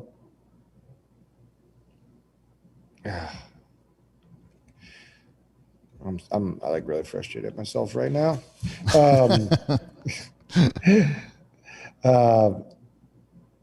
30 minutes. Yeah. All right. So Asian Persuasion, great handle. Should I hold my in the money calls through earnings? I think that I don't necessarily need to answer that question, but I think it leads to another question, which I want to talk about the earnings strategy. So what is your earnings strategy for Apple and Tesla? Me personally? Yeah. So for me, with Apple, as we have more people rolling here, 538 of you guys hanging out, certainly appreciate you taking the time out of your afternoon to hang out with us. But looking at Apple,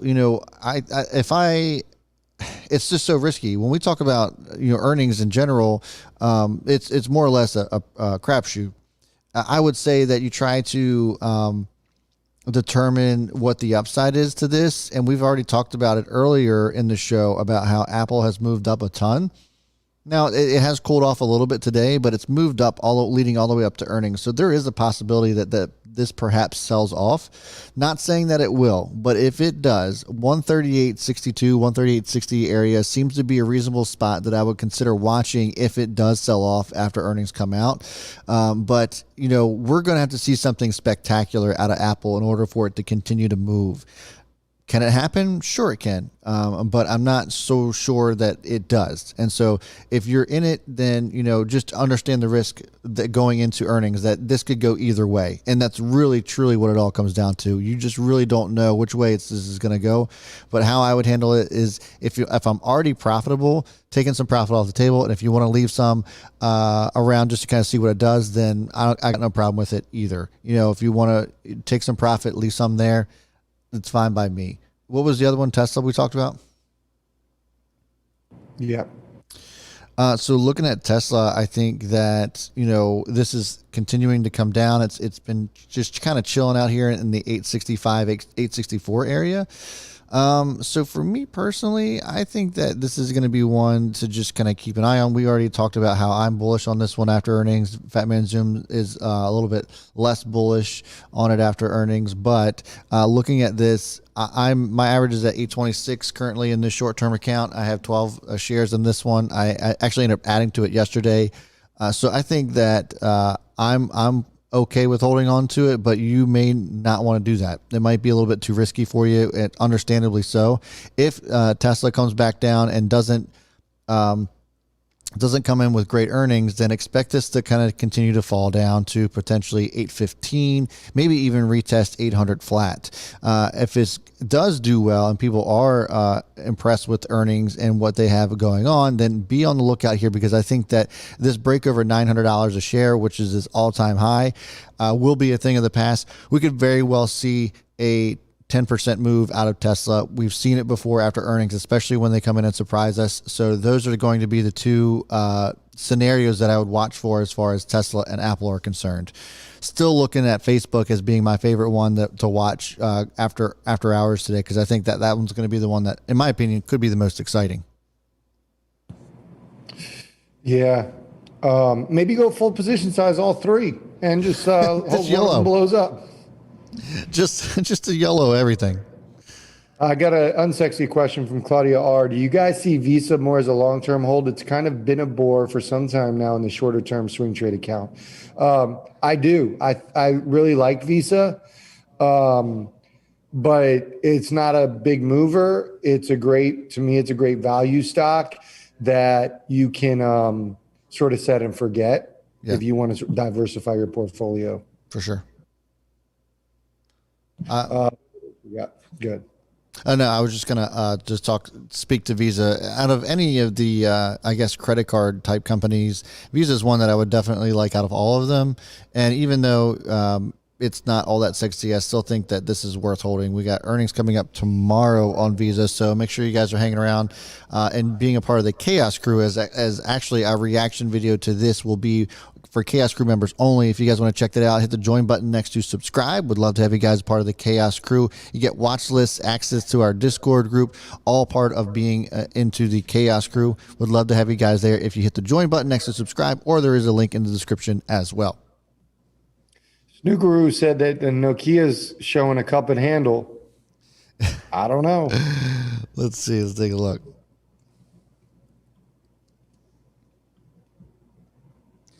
Yeah, see, Nicholas Nelson bought Nokia for fun. I mean, on the daily, it looks like quite the boner candle here. Mash, what do you guys mean when you say at full position size? So whenever I'll just sort of, I work in percentages. I think the only way to level the playing field is to work in percentages. To tell people dollar amounts is insignificant. It really doesn't matter. So to me, no one position should be over 40% of my account. I'm talking about my account. I don't want any one position to account for more than 15% of my total balance. So knowing that, if I'm really have high conviction in a stock, for example, Apple, I have high conviction in Apple, I want to get it up to that 15%. And so instead of just putting that all in at one time, Brad and I actually both employ a similar, like a scaling strategy. So we have a starter position, and then from there, it really depends on you and your preference, but I try to do thirds. So for example, when I first started my account, it was $6,000 was full position size. And so a third would be 2,000. I would hopefully get to a point where I do a starter at 2,000, then another 2,000, and another 2,000 to get to 6,000. I don't always get to full position size, but the idea is I scale in and I scale out. And I try to sort of play the supports and resistances. So when I say full position size, it means 15% of my total account balance. Hopefully that explains it. Good explanation. Mine's about 20 to 25% each time instead of the 30, but yeah, it's the same principle. And obviously as your account grows, that is going to grow as well with it. So now my full position size is about $7,500. So $2,500 is a starter position for me now. And then stocks that are more speculative, they'll never get to that full position size. They may be a starter. I may add on once, but that's about it. I think the point is to scale in, but then to understand sort of how much capital you have to play with, but also scale out, which I think Brad and I talk about a lot.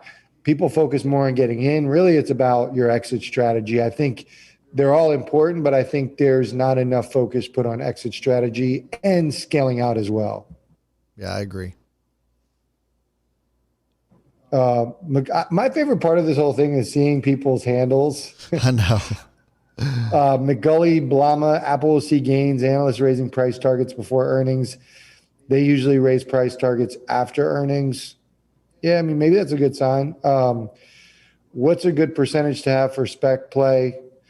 For me as a whole, Brett, I'd love your perspective on this. But for me as a whole, I'd say 25% of my entire account on, like, I say spec plays. Like IPOs, F's a spec play, but I'm pretty confident in it. Like spec plays, really risky. I would say 25%, but definitely no more than like 40% of your account should be in a spec play. What do you think, Brad? I mean, I think 40% is actually is too much. And I would eventually even say that 25% of your account wrapped up into something that's speculative is pretty dangerous. Spec plays, not one stock. I'm talking about plays in general. Your okay. Yeah. So for me, I would say that Yeah, I mean 25%. It's 40 is still too much in my opinion to have all 40% of nothing but spec plays in your account. But I would say that 25 to 30 max is probably what I would end up doing. Or you could just YOLO it, just whole account everything. IPOF is under $13. I may need to think about a move here. Yeah. IPOF could come to 12. Yeah. That may be the time that I add IPOF to see if it comes down. 1250, below 1250. Mm-hmm. But yeah, it's coming down.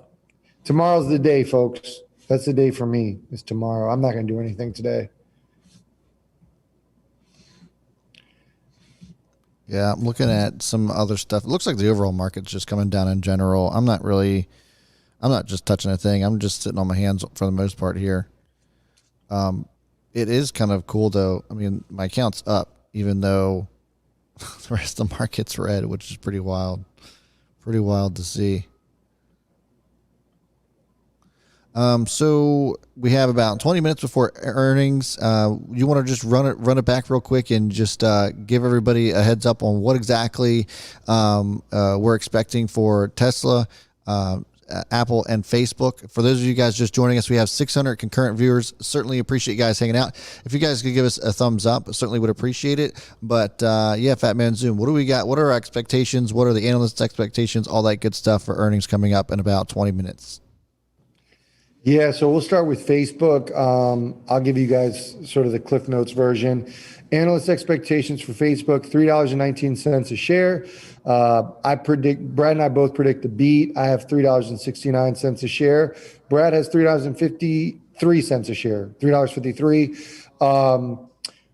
The highlights we talked about is returning ad revenue. So we should see ad revenue outperform or sort of outpace projections. And I'm hoping to hear some stuff beyond just the social media ad space that Facebook has. But we both think this is going to be a solid beat. I mentioned if this goes above $4, I think this thing's going to go off. $4 a share, that is. Next, we have Apple. Analyst estimates are $1.40 a share. Again, Brad and I have them both beating. I have them coming in at $1.57 a share. Brad has them at $1.73 a share. And last but not least, Tesla. The estimates are $1 a share. Brad has a slight beat, $1.03. I have them missing 89 cents a share. They're going to blow it out. They're going to get like $1.20. I'm going to look like an idiot. But for Tesla, we mentioned really what we're looking at is the forecast for deliveries. Obviously, the forecast for forecast for the year, an outlook, but really deliveries is what we're looking at. Yeah. That's a big number. And then any updates on semis, Model 2, or the Cybertruck. That's where we're at. I love it. I love it. We got 625 of you guys hanging in here. Thanks so much for allowing us to be a part of your day. We certainly would appreciate it. If you guys could get those thumbs up going as well, we certainly would appreciate it. Yeah, bro.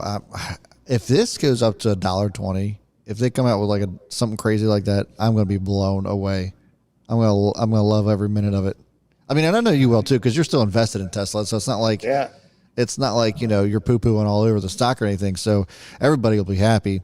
But man, that would be crazy if that ended up taking place. Yeah, for sure.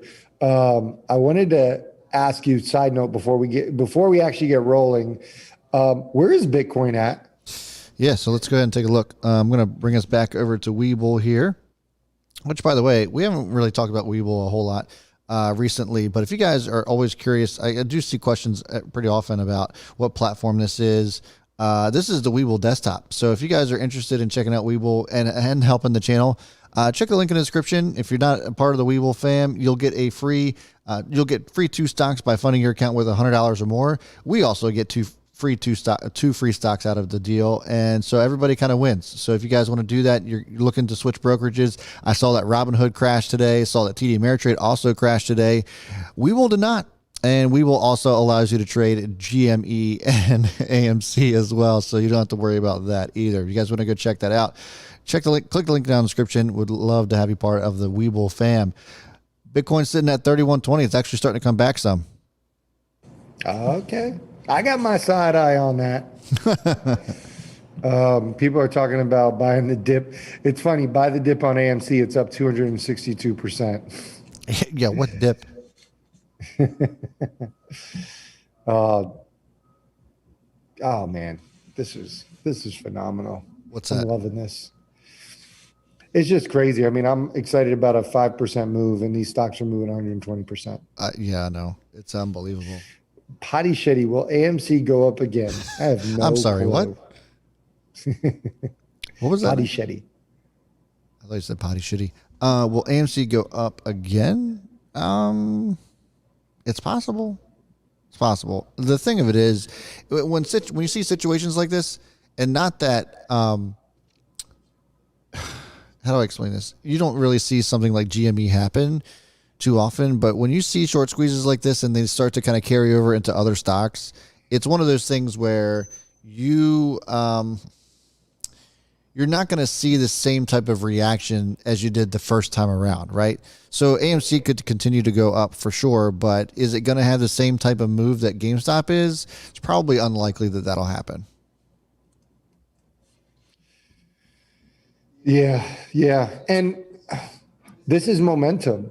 I mean, you don't want to try to fight momentum. It will slow down. It's if not what, like for us, it's like, sorry, I can't speak right now, and I'm saying like a lot. It's when, not if. And so trying to time something like this is sort of a fool's proposition. So yeah, for sure. That's why I'm just saying I just enjoy watching, and I got no issue with people getting in, but I'm trading with my retirement account. Like, I'm not trying to, this is a long-term thing. I'm not trying to jump on this train and lose my ass. Right. Obviously, Avocado Man says AMC to the moon. Another good name, Avocado Man. But have fun with it. I saw somebody ask the better question should be, is anybody willing to step inside of another AMC again? I think that's a fair point to bring up too. Weren't there rumors of like Amazon buying AMC? Yes, there were. Yep. Damn. That came out right now, and then. Oh my God. You kidding me? Go off. Oh my God. Snoo Guru thinks AMC is going to run after hours. Why aren't we all having a drink? It's Tesla earnings. Yeah, for real. Speaking of, you don't know this, Brad, but we actually have had small interest from Sagamore. I actually just spoke to them last night. Really? Yeah. So small interest, but they are interested in what we have going on. So that's awesome. We'll see how that goes out. So we may be drinking Sagamore here soon. That's really cool. Yeah, if you guys don't know Sagamore Rye Whiskey, it's actually a local distillery that's run by the Under Armour folks. So Kevin Plank founded the company, and that's actually my favorite whiskey is Sagamore. I drink it all the time. It's good stuff.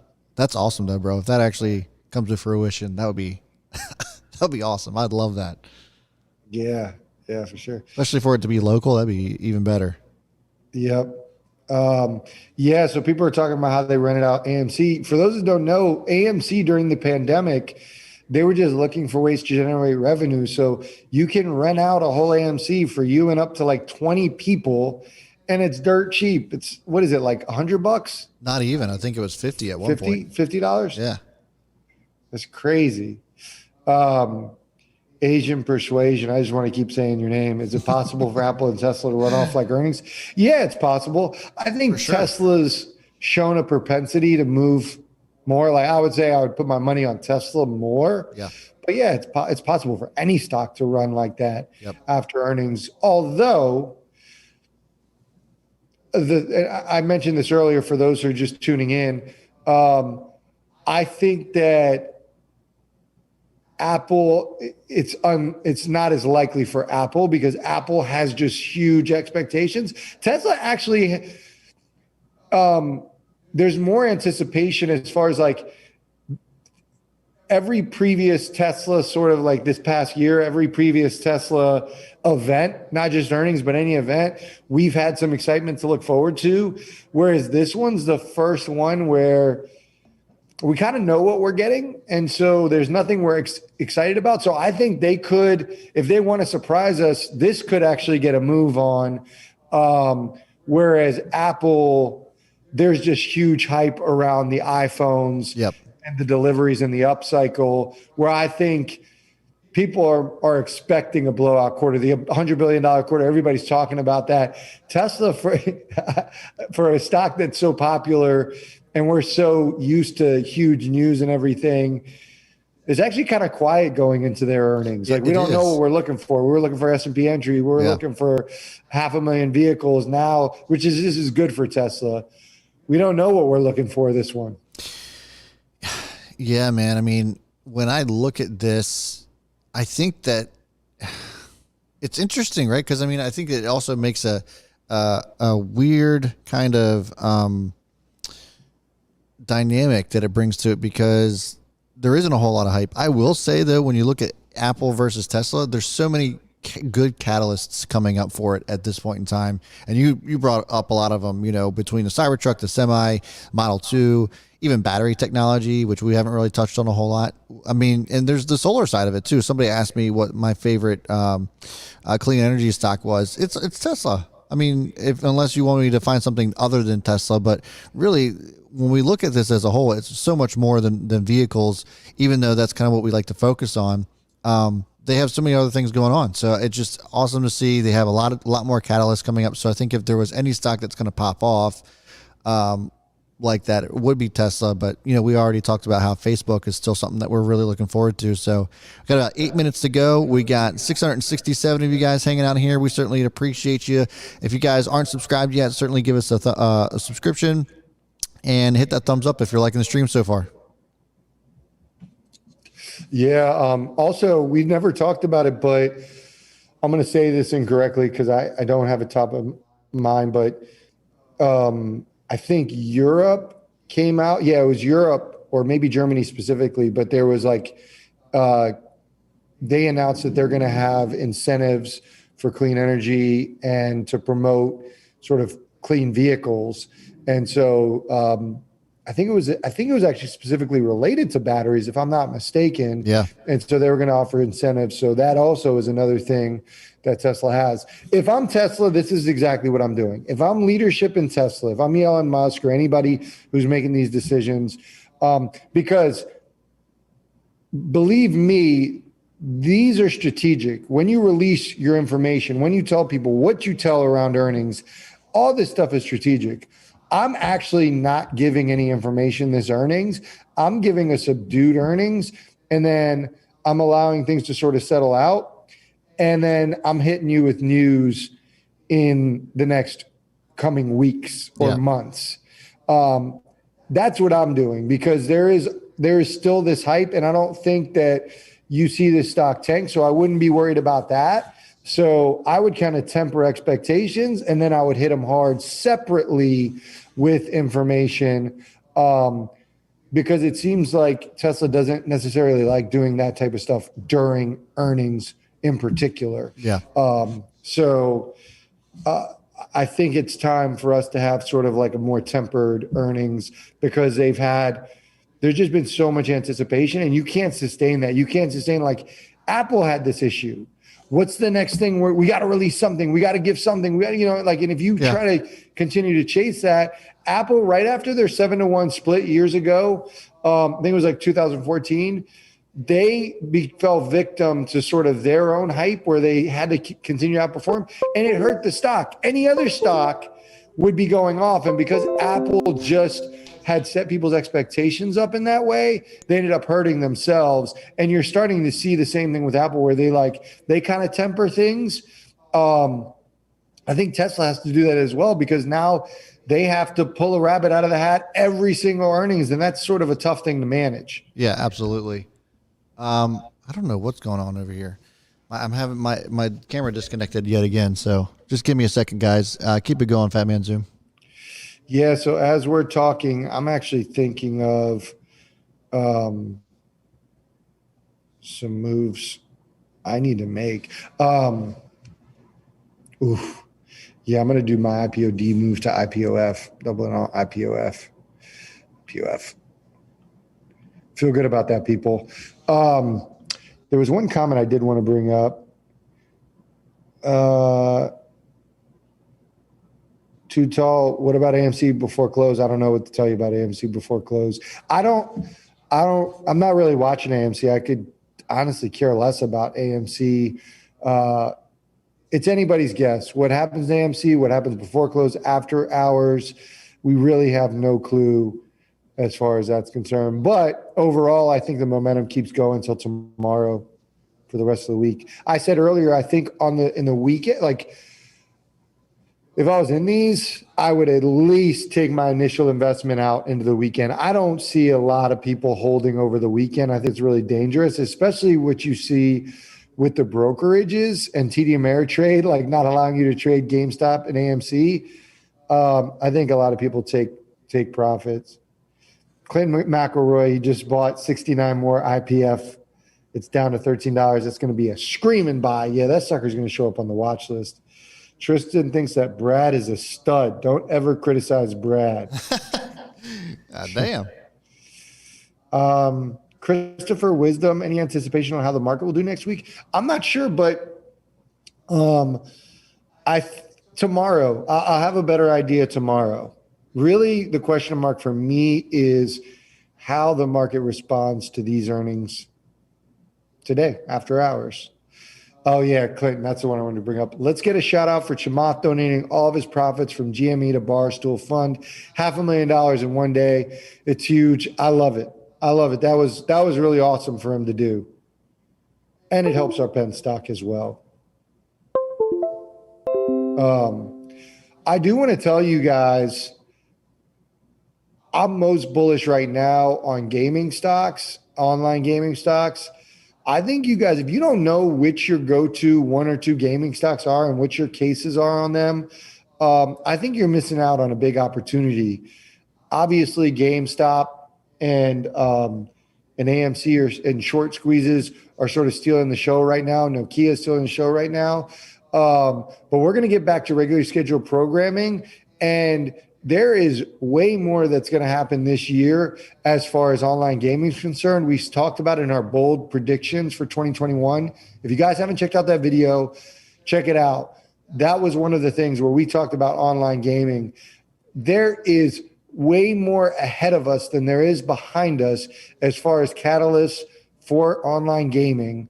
So guys, know which ones you want and know why you want them. Get your due diligence in. I think everybody's portfolio should have a place for their favorite online gaming stock.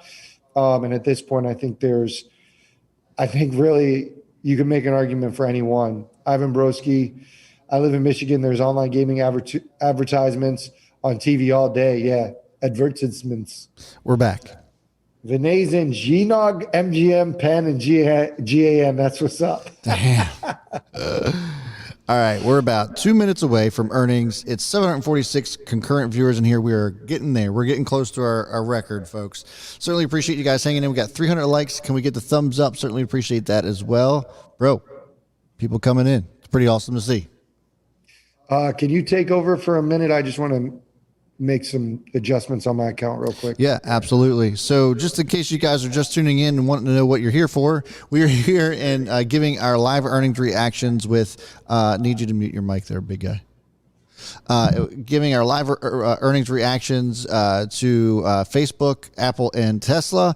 We've talked about a lot of things today, though, too. The whole Chamath undressing of CNBC anchor of the halftime report, Scott, and it was just awesome to see how he was speaking up for the little guys. So just with the GME, AMC drama, all that good stuff, that was kind of the beginning of our show. But if you guys are just tuning in, we think that Tesla, Fatman Zoon and I are a little bit split on Tesla's earnings and how they might react after earnings come out, but I think that they actually end up beating.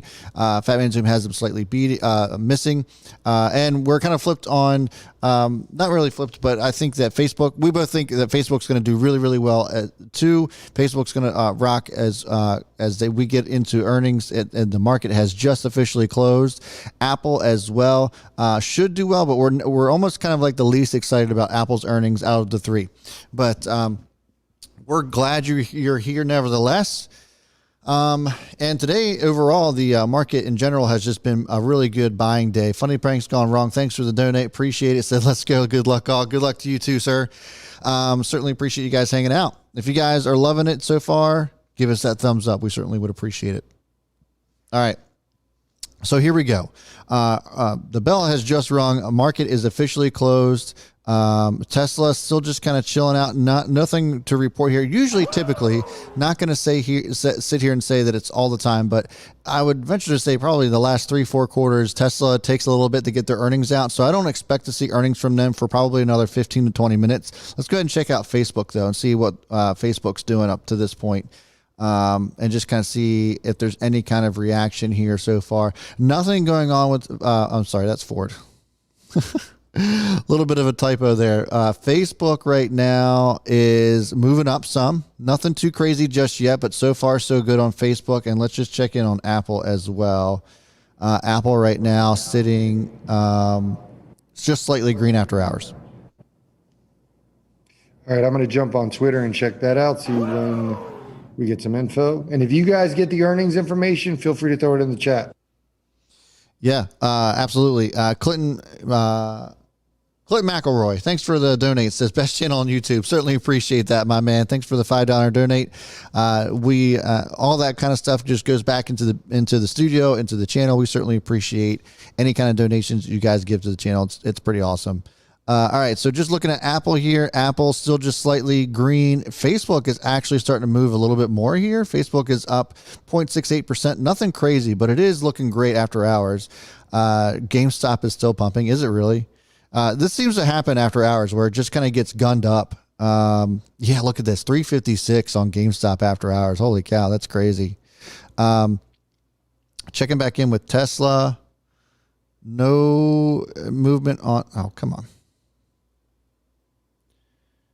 No real movement on Tesla just yet, even though it is slightly green after hours. Nothing to report on just yet. No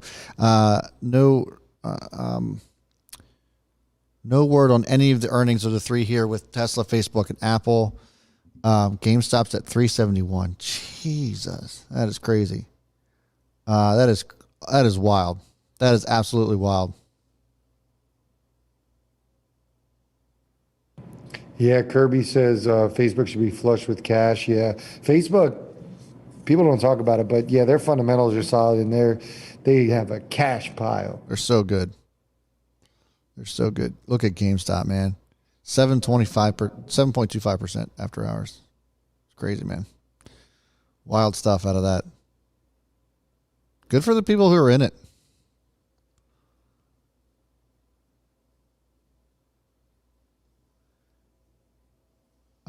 Yeah. Yeah, no kidding, All-Star. Yeah, for sure. Okay, so just checking in. I'm just watching all three of these move. Tesla, Apple, Facebook are all slightly green after hours, but no movements as of yet to lead me to believe that any kind of earnings are out on this just yet. Tesla is hurting. No, I wouldn't say that. It's just barely green after hours still, even after a rough day on the market overall. GameStop pulling back here a little bit too, if you guys are interested in that. AMC is actually red after hours. It's down 4.5%. And yeah, it looks like the market overall is trying to start to bounce back a little bit. Nothing too crazy, but overall looks okay. And still no word on three of these yet as far as earnings are concerned. It's so weird. Some of these earnings, they come out and, they're right after the bell. As soon as the bell rings, here we go, boom. But some of these bigger ones, they take their sweet old time putting earnings out. Facebook is moving up, almost up 1% now. We might see some numbers from them here shortly. Let's go, Facebook. Come on, baby. Yeah, still nothing on Twitter. Let's see here. Tesla is just up slightly, about 0.5%. Nothing crazy. Nothing's moving just yet. But Facebook is up almost 1%. I think we're going to get Facebook first. It's looking like it, yeah.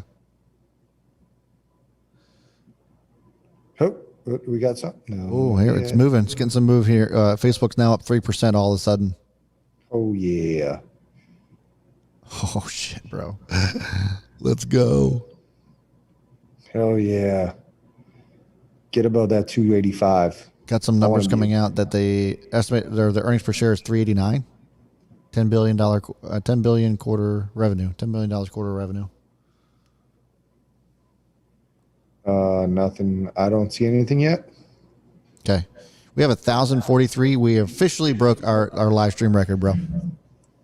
Nice. Hell yeah. We got a Good. I was just saying, for those of you who are just tuning in, we're doing our live earnings reaction to Facebook, Tesla, and Apple. Right now, Facebook's actually moving down some. 389, they said, huh? That's what the chat was saying. Man, our chat is ahead of freaking Twitter. That's pretty awesome. We're starting to get some information. Daily active users up. Okay, here we go. I got it. All right. I have 388. We're pinching pennies here. So 388, nice. Revenue 28 billion versus 20 estimates of 26 billion. That's good. Slight daily active users and monthly active users are kind of in line. Yeah. So yeah, looks good. Year over year, daily active users were up 11%, but they were actually a tick below the estimates. So they basically met. I want to know ad revenue. That's what I want to know. Yeah. After hours right now, Facebook's sitting down about 3%. It's getting a little crazy here, though. We'll see. It's down around 4% now. Checking back in with Tesla, it is up 1% currently. No official word out on that just yet. Apple is also down around 1%.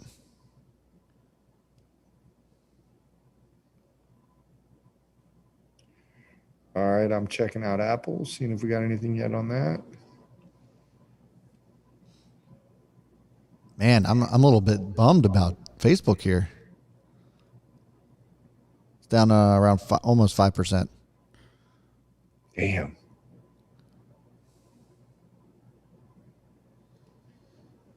Yes, that should include Instagram too, Clinton.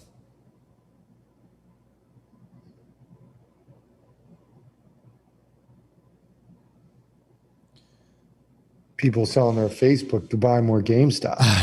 I know, right? Oh, man. All right. Tesla's down. I think we got the Tesla numbers. What we got? I'm not going to, hold on. I got to confirm it. Yep. They missed 80 cents a share. No kidding. Versus $1. Wow. I don't want to, I mean, I'm not happy that I was right. I know. But I think, let's see what the other numbers are. That doesn't matter. What we care about is deliveries. Yeah. See if I can get some of those numbers in. Tesla down 4%. Fuck.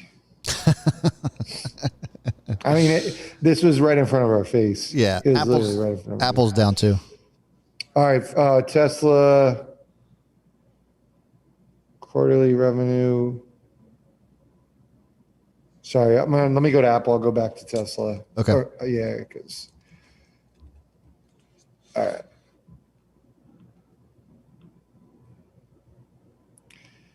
Ooh. Nothing yet on Tesla. Nothing yet on Apple. I'm sorry. Tesla's revenue was above estimates at 10.74 compared to 10.38 billion, according to Vinay. Which is 10.4 versus 10.38. 10.7 versus 10.38. So that's actually quite a beat there. Thanks, Vinay. Vinay's always on it. He is on it. Apple's also down about 2.8%. I'm not surprised by this Tesla move, even though I was hoping for something better, but I'm not surprised by it.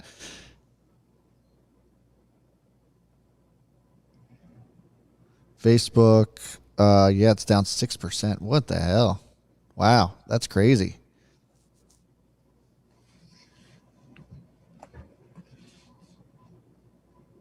after earnings be like that. Look, Facebook's down at 255, folks.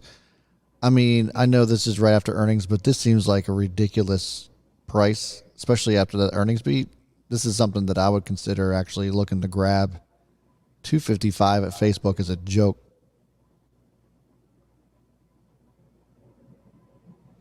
Yeah, good call, Oliver. Tesla now down 6%, sitting at 809.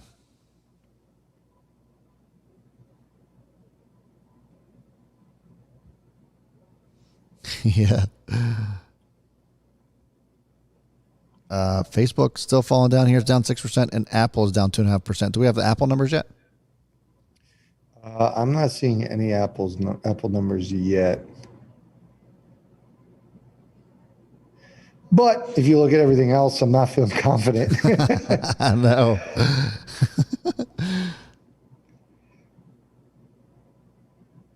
Oof. I will say that This is a crazy overreaction on Facebook. Crazy overreaction. Yeah. Tesla, I'm not so surprised about the reaction on an earnings miss. This doesn't surprise me. The type of selling that we're seeing on a miss isn't surprising, but the Facebook one definitely has me scratching my head. So if you guys are just joining us, we got 1,270 of you guys hanging out. Certainly appreciate you taking the time to hang out with us today. If you guys are liking the stream so far, certainly give us a thumbs up. We would appreciate it. And like, subscribe, all that good stuff. If you guys are just joining us, we're going over the Tesla earnings, which if you guys are just tuning in, Tesla actually ended up missing earnings at 80 cents per share compared to the estimates of $1.03. That's why this is selling off. Facebook actually beat earnings, but what was off about Facebook, Fat Man Zoom? Their daily active users was up year over year, but it was slightly below estimates. I think the issue is, and I have to listen to the earnings, but my first gut reaction is these earnings were from last quarter. They were only up 11% year over year, and we were in the pandemic. People should have been hugely active on Facebook. Yeah. So at least for me, that would concern me. 11% isn't a great number. So yeah, people are talking about Facebook as a steal. Phil 87 smoking crack, thinking that Facebook's done. Yeah, right. Bro, you're crazy. But yeah, I don't think this is a weird earnings. I mean, this is it's easy to, this is called confirmation bias that you people had. Like, this is not surprising. It's not what we hoped, but we'll see what the earnings say. I think that there's two things that happen. One is earnings are reported. We don't know we just get the general data. We don't know everything that's said. Then there's an earnings call about 30 minutes later where there'll be more expansion on it, and we'll hear what happens. Yeah. There could be a little bit of a bounce back. I'm not saying there will be, but there could be. But this sell-off is certainly one that could create opportunities for people. And this is why we don't, we take some profit in earnings and we say this is why we say it's a gamble, really. Earnings are, yeah, for sure. Yeah, so Samson said Apple to the moon, I hope. Apple right now is only down about 1.5%. We don't have any numbers on them just yet? Apple? Yeah.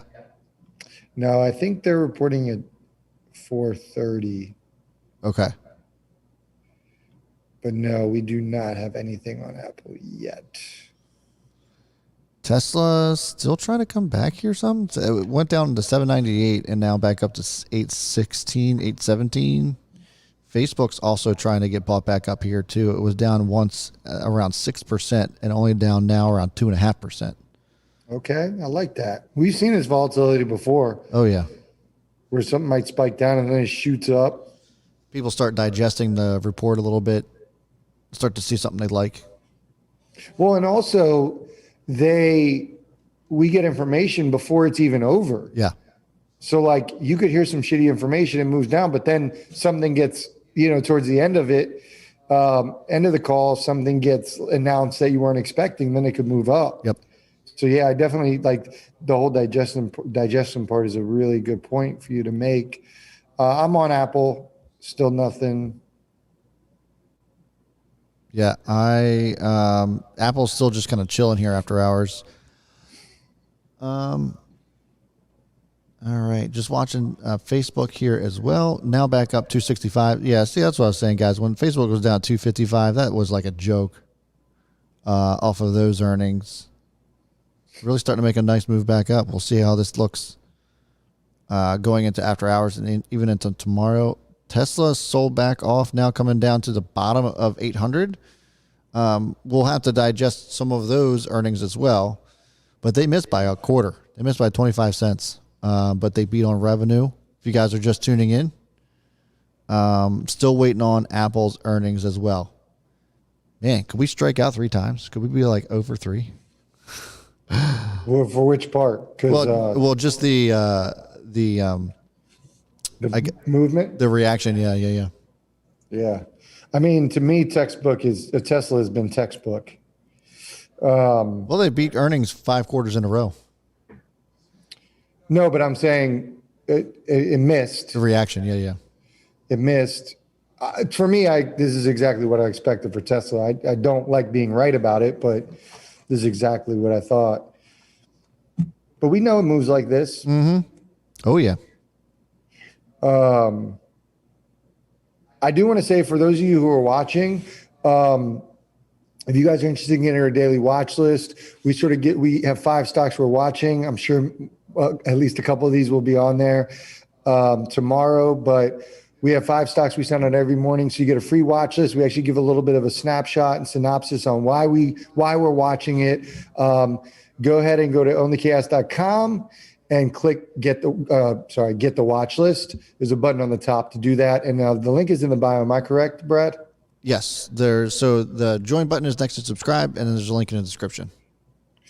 Yeah. So if you guys want a free watch list, go ahead and go over to the Own the Chaos website, and you can get signed up for that. We'll send that out for you. Every morning we send out 5 stocks. Put that in the chat as well. AMC to the moon. Super Snow says Apple deserves to go up a lot. Maybe. I'm not sure your basis. It's actually had a nice little run. Jason Soares, how do we get into the Discord? I'm level 2. Not sure how to go about it. Get into the Discord. You can email me at actually go to onlychaos.com. Contact us. Ask a question. So just put, hey, how do I get into Discord? And I'll send you the link. Ooh, we got a little the design change for YouTube when you pin a comment. I've never seen it like this. Yeah. Looks nice. Oliver said Tesla destroyed the battery deployment number. What number was that? I want to know what they're forecasting. That's what I care about. Yeah. How many deliveries, people? I don't know, but Tesla's moving back up. 827. They better have forecasted 1 million cars. 2021. Well, that's usually the last number is a forecast. Don't look. So that could make sense why it's moving. Don't look now, but Facebook might be going green here. Back up to 270. What did I tell you guys? Still nothing on Apple. Out of curiosity, anybody grab that that dip on Facebook at 255 or lower? Be curious to see if anybody ended up scooping that up. That would be awesome if somebody ended up getting that Facebook at 255. Hell yeah. Tesla is still moving back up here. Still is not looking half bad at this point. Back up to 835 after dipping all the way down to 798. Model S has a new interior. Yeah, there was it Model S, Model Y? They were potentially announcing updates. Okay. Looks like Facebook authorized stock buyback of $25 billion. Damn. In addition to the previously authorized 34, they had a 34 billion. They had 8 million left on that. 8 billion left on that. So that would mean that we have essentially 33.5 billion share repurchase still left. Hell yeah. Nice job, Jason. Saw Jason got that Facebook dip. Well done. Tesla's back. Tesla's at 844. Damn, that's crazy. Oh my God, look at this. This is nuts. Facebook's back to green after hours. And There you go. Apple's down 2%. Tesla storage deployed. Trying to make sense of what that means, Oliver. It says Tesla storage deployed 1584. It's 100% year over year. So Tesla deliveries, they didn't give an exact number.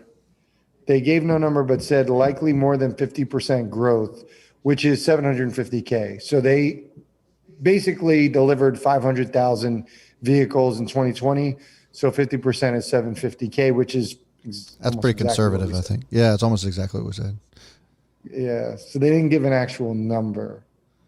Facebook is going real green now. Tesla's trying to go green here. It's back up to 850. Facebook is up to 274 and is green after hours. Oh, yeah. That's awesome.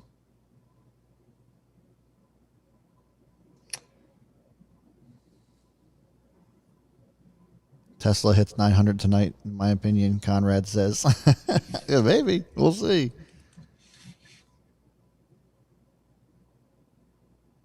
We'll see.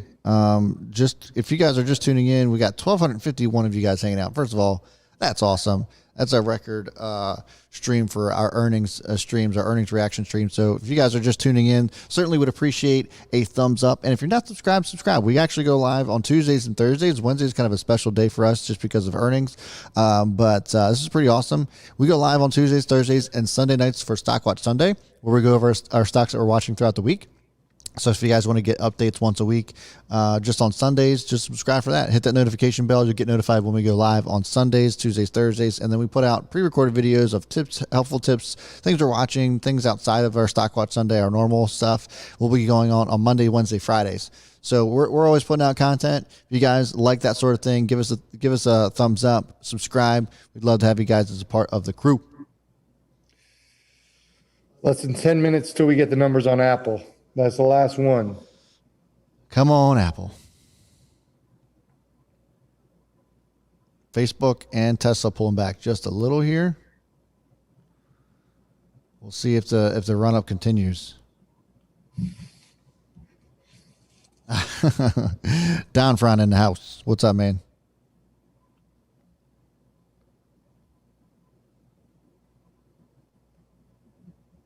Tesla should have gone down at least 10%. It was close. It was close, Trevor. He went down like to 8% at one point.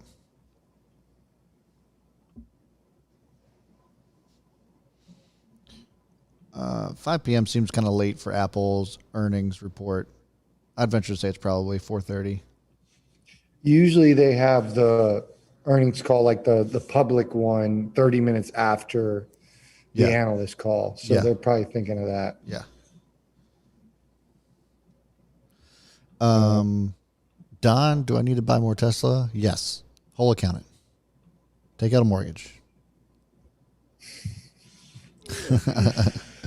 Ross says, we like the stock, we like the stock, we like the stock. Buy Tesla, says Steve King. Yep.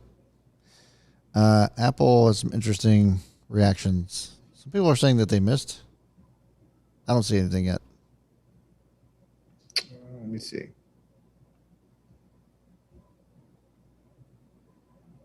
Apple missing seems. Oh, I think I got it. What we got? Give me a second. It's like the amount of tweets that are coming out. I know. It's crazy. Nonstop. I thought I had it. Maybe not. If you guys have it, throw it in the chat. Nope. A couple of you guys got Tesla on the cheap. Steve King got it at 817. Hell yeah, bro. Nice job.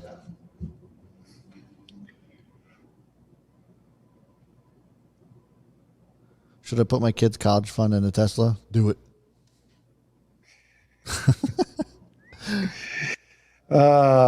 Guys, in no way this is advice or us telling you what you should do. We're kidding. But do it. Yeah.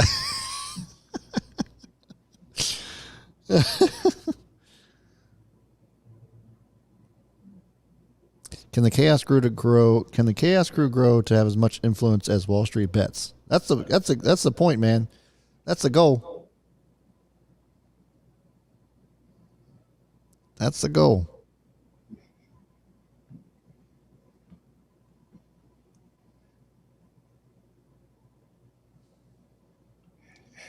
Is that Groot Pierre? Yeah, we are selective, actually, to be honest with you. You took the bait, man. We picked the ones we like. I mean, I could. How do I ignore all those fireworks? Emoji game strong. Yeah.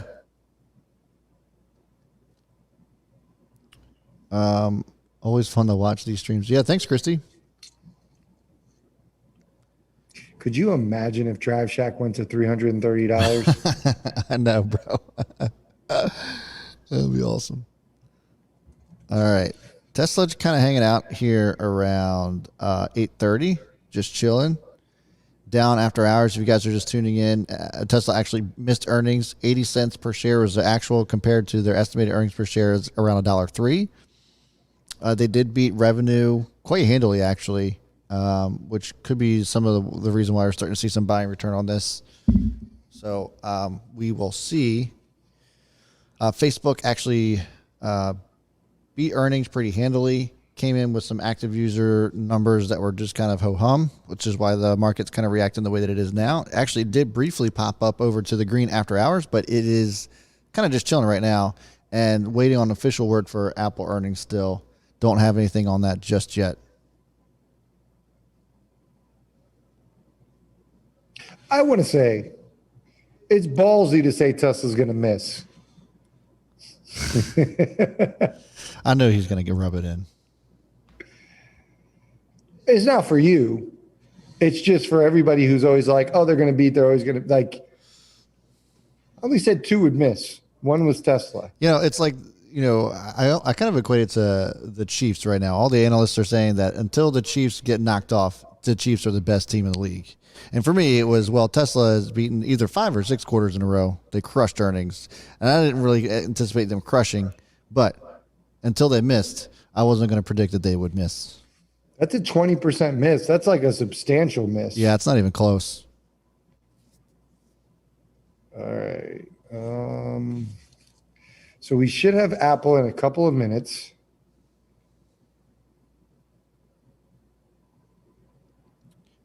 John Morehouse. This is Webull is the platform that I'm using. Oh, shit. Waiting for Elon's tweet. Yeah, really. Apple report is coming in 4 minutes.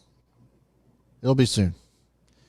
Apple right now after hours is about 1.5% down on an after hours trading. Facebook's trying to make a comeback again, trying to hop back up over into the green after hours. Oh, I haven't heard about snow in forever, Nina. Somebody asked me about my 5 medium picks. Medium stocks. What does that even mean? I'm not sure. Right. Midterm. The Great Western Trend Kill. Tesla, again, only the credits make the earnings positive, structurally unprofitable. You sound like a suit. You do sound like a suit. Groot, you overdid it, buddy. And my bold prediction is that you are probably banned before this stream is over. Just gonna go out and on I a don't limb do here. the banning. Just gonna go out on a limb here.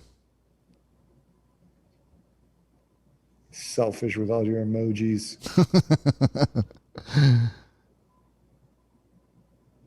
All right. Apple's still just hanging around. It's actually just slightly red. It's at 0.76% after hours. Tesla's still hanging out down here at 822. Facebook is flat after hours. Trying to go green here. We'll see. Why does Facebook suck these past 7 months? A lot of it, to be honest with you, has been pretty politically motivated up to this point. But Facebook's still a solid company, still worth investing in our opinion. We're very bullish on the company in general.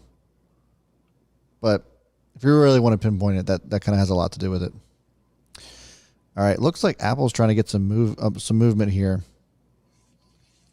We might have the numbers in. All right, Apple earnings. What you got?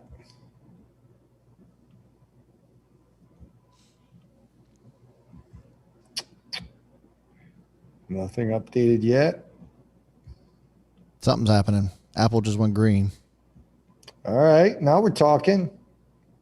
Don't be a fake out. It looks like it's a fake out. I'm not going to lie. Come on, Tim Cook. Vinay is on top of it. Apple, 65 billion. So estimates were 141, 168, baby. Damn. Billion sales revenue estimates were 103. They came in at 111. Pretty good. Yep. We need some more info though, people. Let's see if iPhone sales. 55 billion was the estimate. They came in at 65 billion, so that's solid. 65 billion versus 55 billion same quarter last year. So that is a 15% increase year over year. That's pretty good. Yeah. Yeah, it looks like they beat. iPhone revenues were expected at 59 billion. They came in at 65. iPad revenues expected 7.4 billion. They came in at 8.4. So they kind of exceeded on all fronts. But again, we're looking at earnings. That's not going to make it move. That's cool. No. That's good. Yeah. We want forecast, and we want something new. We want an EV, people. So again, this is going to take a few minutes. Whatever the move is now, they're going to forecast towards the end of the call. So it still might be a little bit of time before that comes into play. I think, what did I say? 153. You had 173. Ah, it's close. I had 157. I was close. 168, that's still a really great number. It's interesting. It's going green right now. Is it a number that's enough for investors to say, you know what, that surprised me. I didn't expect it to be that high of a beat. And I think that's kind of what's being digested up to this point. I think investors are just trying to figure out if this is still sustainable. Be curious to see what the outlook is for Apple in general. It's a great beat, though. It's a great beat. First $100 billion quarter, that's official. Yep. What an absolute monster of a company. $100 billion. Like, I can't even imagine like $1 billion, you know, just like actually visualizing what $1 billion looks like, and then 100 of them in 90 days. It's just crazy.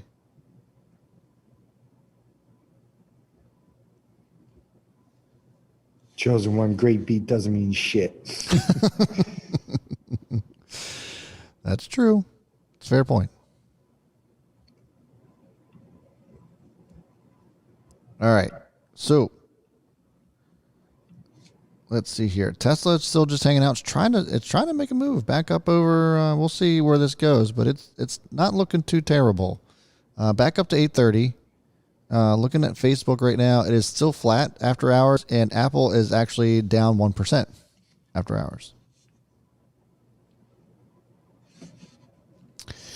Man, Apple now has $195 billion cash on hand. That's insane, man. Oh, that is wild. That's absolutely insane.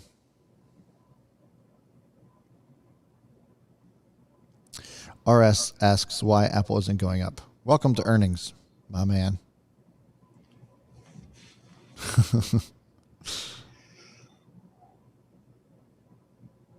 Mm-hmm. Sure. Now we're just waiting to hear guidance. Yeah. Q2 guidance, people. That's all we're waiting for. Yep. Not much else. So just checking back in with some of these stocks. So just a recap, guys, for some of you that might be coming in. We were giving our live reactions to Tesla, Facebook, and Apple. Tesla came in, missed earnings by 25 cents at 80 cents per share. Expected earnings per share were at $1.03. Missed that pretty good. Earnings, or the revenue rather ended up beating pretty good. Apple ended up obliterating earnings expectations at, what did you say, 168 was earnings per share, and then Facebook came in and actually beat earnings as well, but is kind of a little bit all over the place because of their active users on the account, one of their main metrics for Facebook. And it seems as if people are trying to figure out whether or not they want to buy it up. I thought Facebook's earnings were actually really, really good, all things considered. Sleepy Hippo's all in on GameStop. It's the way to be. Yeah, who isn't?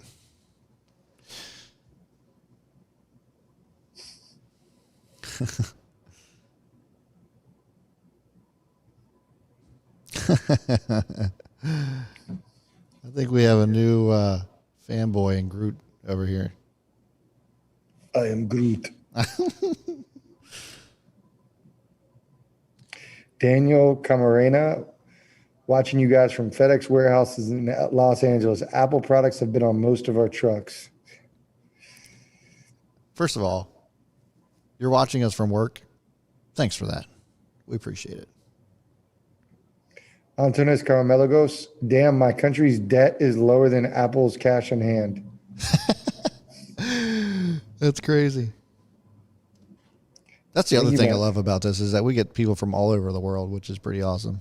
The names and where everybody's from is what is my favorite part about. Yeah, guys, join the crew. If you see these Bulls Bears, you could join the crew. Click join next to the subscribe. We have a Discord for our community just recently launched. We have private live streams. We have member videos. We got a bunch of goodies, as well as access to Brad's portfolio and trade alerts. So click join the crew.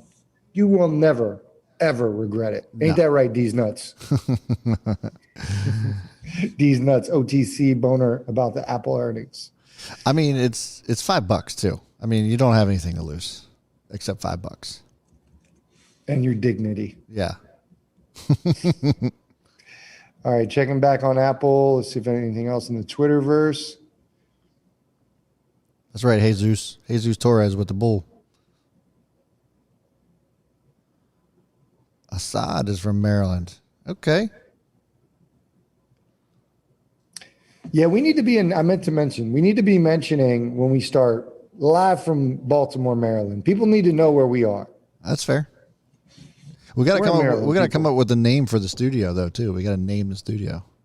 Is it just Own the Chaos Studios? I feel like that's kind of boring. Well, yeah, I don't think it is because it's also going to have like the bar cast. Yeah. So I think it's going to be more. So we got to come up with something. There you go. There you go, guys. Give us suggestions. Are you guys O's fans? I am an O's fan. I'm a homer. Fat Man Zoom isn't originally from Baltimore. Mets fan. He's a Mets fan. Orioles are the second team. Yeah. They're garbage, though. They are garbage. Well, they're both garbage. Still love my O's. Garbage. Still love them. The Chaos Cave. Tim Cook says iPhone upgrades set an all-time record in China, which really matters. Let's be honest. Apple, what's going to make this thing move is China. Their exposure in China, man. It's unbelievable. 620 million paid subscribers on its platform. Chaos Studios. Yeah, that's not bad. That's actually his nice way of saying he doesn't like that, by the way. That's not bad. Not going to happen. Free Jack Ma Central. Aaron Shem, what's up, man? Home of the boner. Boner Studios. I like it. T-shirts and everything. Daniel Camarena, thanks for the inside scoop. FedEx stock. Our managers notified us that we're all getting a raise since the company had a good year for 2020. Yeah, that record year. Somebody commenting on your sweater. They like it. This is actually my boy. This is With Water. Yeah. It's one of my buddies from Man Meal. Actually It's makes his company. makes it. He made that himself. Yeah, we just launched it, or he just launched, like less than a month ago? It was like 3 weeks ago, right? Yeah, yeah. BU Tube, whatever happened to the Boner candles? They still haven't been made. We're still on top of them. I got to follow up with it, but they were just back order. It's a local company, and so they were getting hammered with holidays. So I'm hoping that we can get those made. Studio 69. That's it. That's the name. That is a great name. So childish, but so great. Steve King Studio. That's right. Dan Dalton, this week is the ultimate market chaos. Today was the epitome of chaos. Oh, yeah. Oh, I mean, this whole week, bro. This whole week. Shit, I got kicked out of the live stream. There we go. You're still here. Something happened. What else we got? I think that's it, right? Facebook just went green. Apple just went green. Tesla is actually moving up. Yeah, 5 more minutes. I just want to get the forecast. Somebody said I need to get me a boner candle and a T-shirt. Primetime DJs, his shirt just came in, actually. So you guys go check it out. There's actually, so you should be able to see it down below. If you guys are watching this live stream, down below, there's our merch. We got some of that down there. You guys are interested in that? Go check it out. We should do a price prediction. On? I mean, Tesla. I mean, I'm still bullish. Guys, what's your price prediction? Your nonsense price predictions on Tesla. I want to say Friday close. What's your price prediction on Tesla? Friday close. So that's 2 days from now. My Friday prediction is probably going to be the same that it is right now. Probably like 8:35. That's what I'll say. Yeah. Yeah. I mean, unless something comes out in that conference call that like wows everybody. I just don't know what's going to get it moving all the way up to 900. What's up, King Bradicus? We got a couple OG. 1,000, 1K. We got Mikey T at 1,000. A lot of people going for 1,000. Primetime DJs 820. I expect some downgrades tomorrow. 700s. 700s. That's a wide range, friend. Yeah. 900. Whose name? 750 so I can buy more. Let me see what I think of Michael Hanna. 650. Damn. Ooh. You know what's crazy? 650, it's still in an uptrend at 650. You know that? That's crazy. It's pretty wild. Ooh, let me see.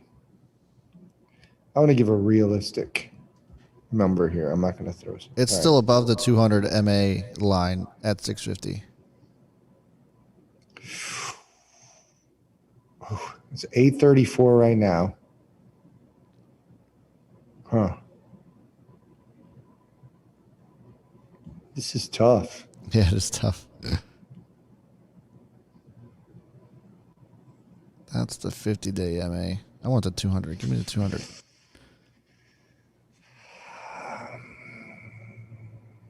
Oh. What do you got here?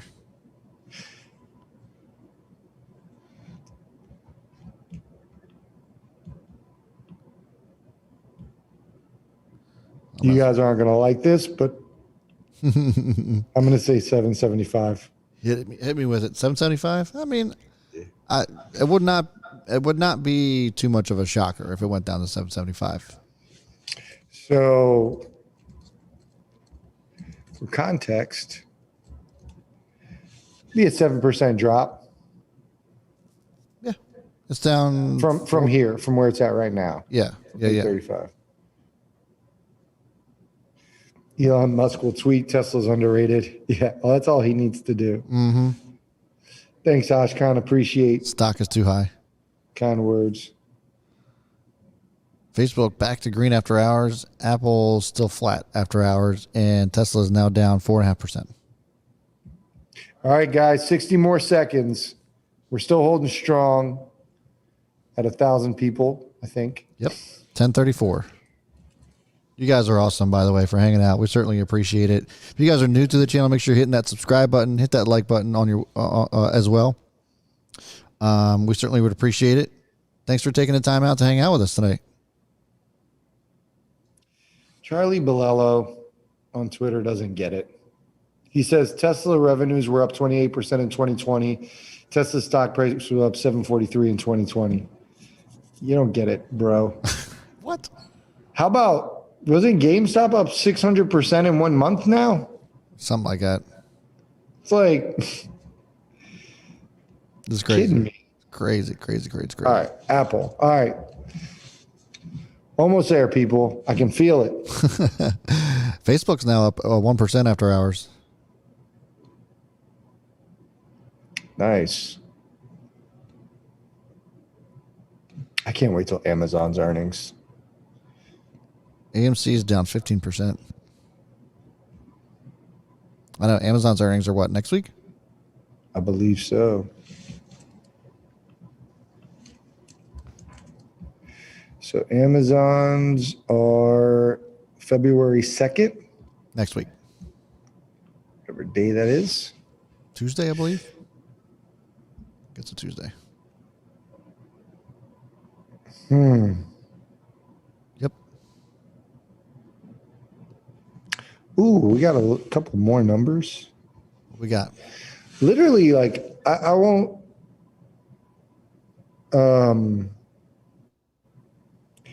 So from the earnings call, this is a quote. Our December quarter business performance was fueled by double-digit growth in each product category, which drove all-time revenue records in each of our geographic segments and an all-time high for our installed base of active devices. That's from the CFO. This helped us generate record operating cash flow, $38.8 billion.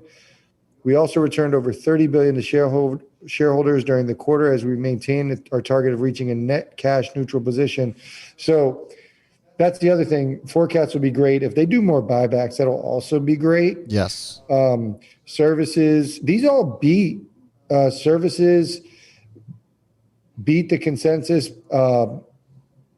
15 billion, over 1 billion, beat it by 1 billion. Wearable, home and accessories beat consensus. iPad beat consensus. Mac slightly missed consensus. Yeah. iPhone beat consensus. Revenue and EPS all beat consensus. That's great. Yeah. That's awesome. iPad's biggest quarter revenue in 6 years.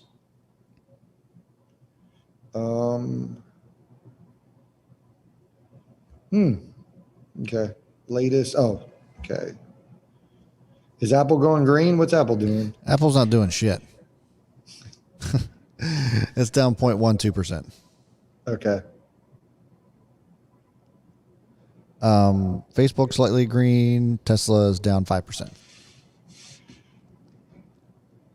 The moment we get off, this thing is going to start moving. I guarantee it. Yeah. You know what is moving, Brett says, is naked. Yeah, NAKD. So there's a lot of people asking about NAKD.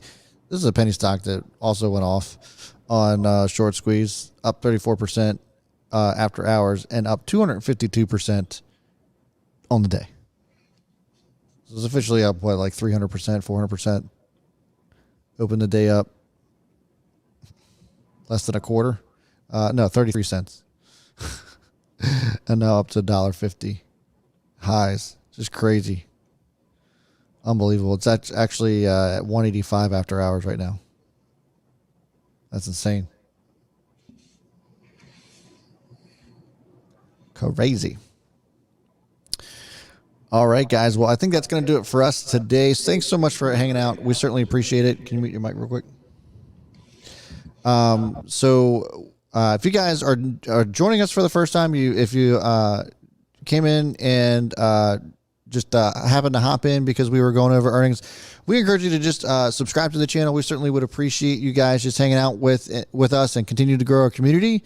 We do all kinds of stuff as far as our Chaos Crew is concerned too. So if you want to hit that join button next to subscribe, you'll get a watch list from us. You can get access to our Discord group as well.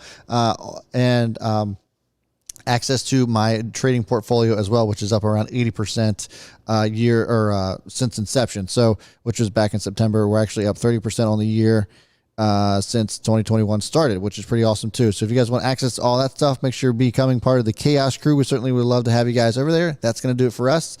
Fat Man Zoom, thanks for hanging out. All right, guys, we'll see you tomorrow in the live stream, and I don't know why I'm frozen, but we'll see you guys at tomorrow, 2 p.m. Eastern time. See you guys. Have a good one. Bye.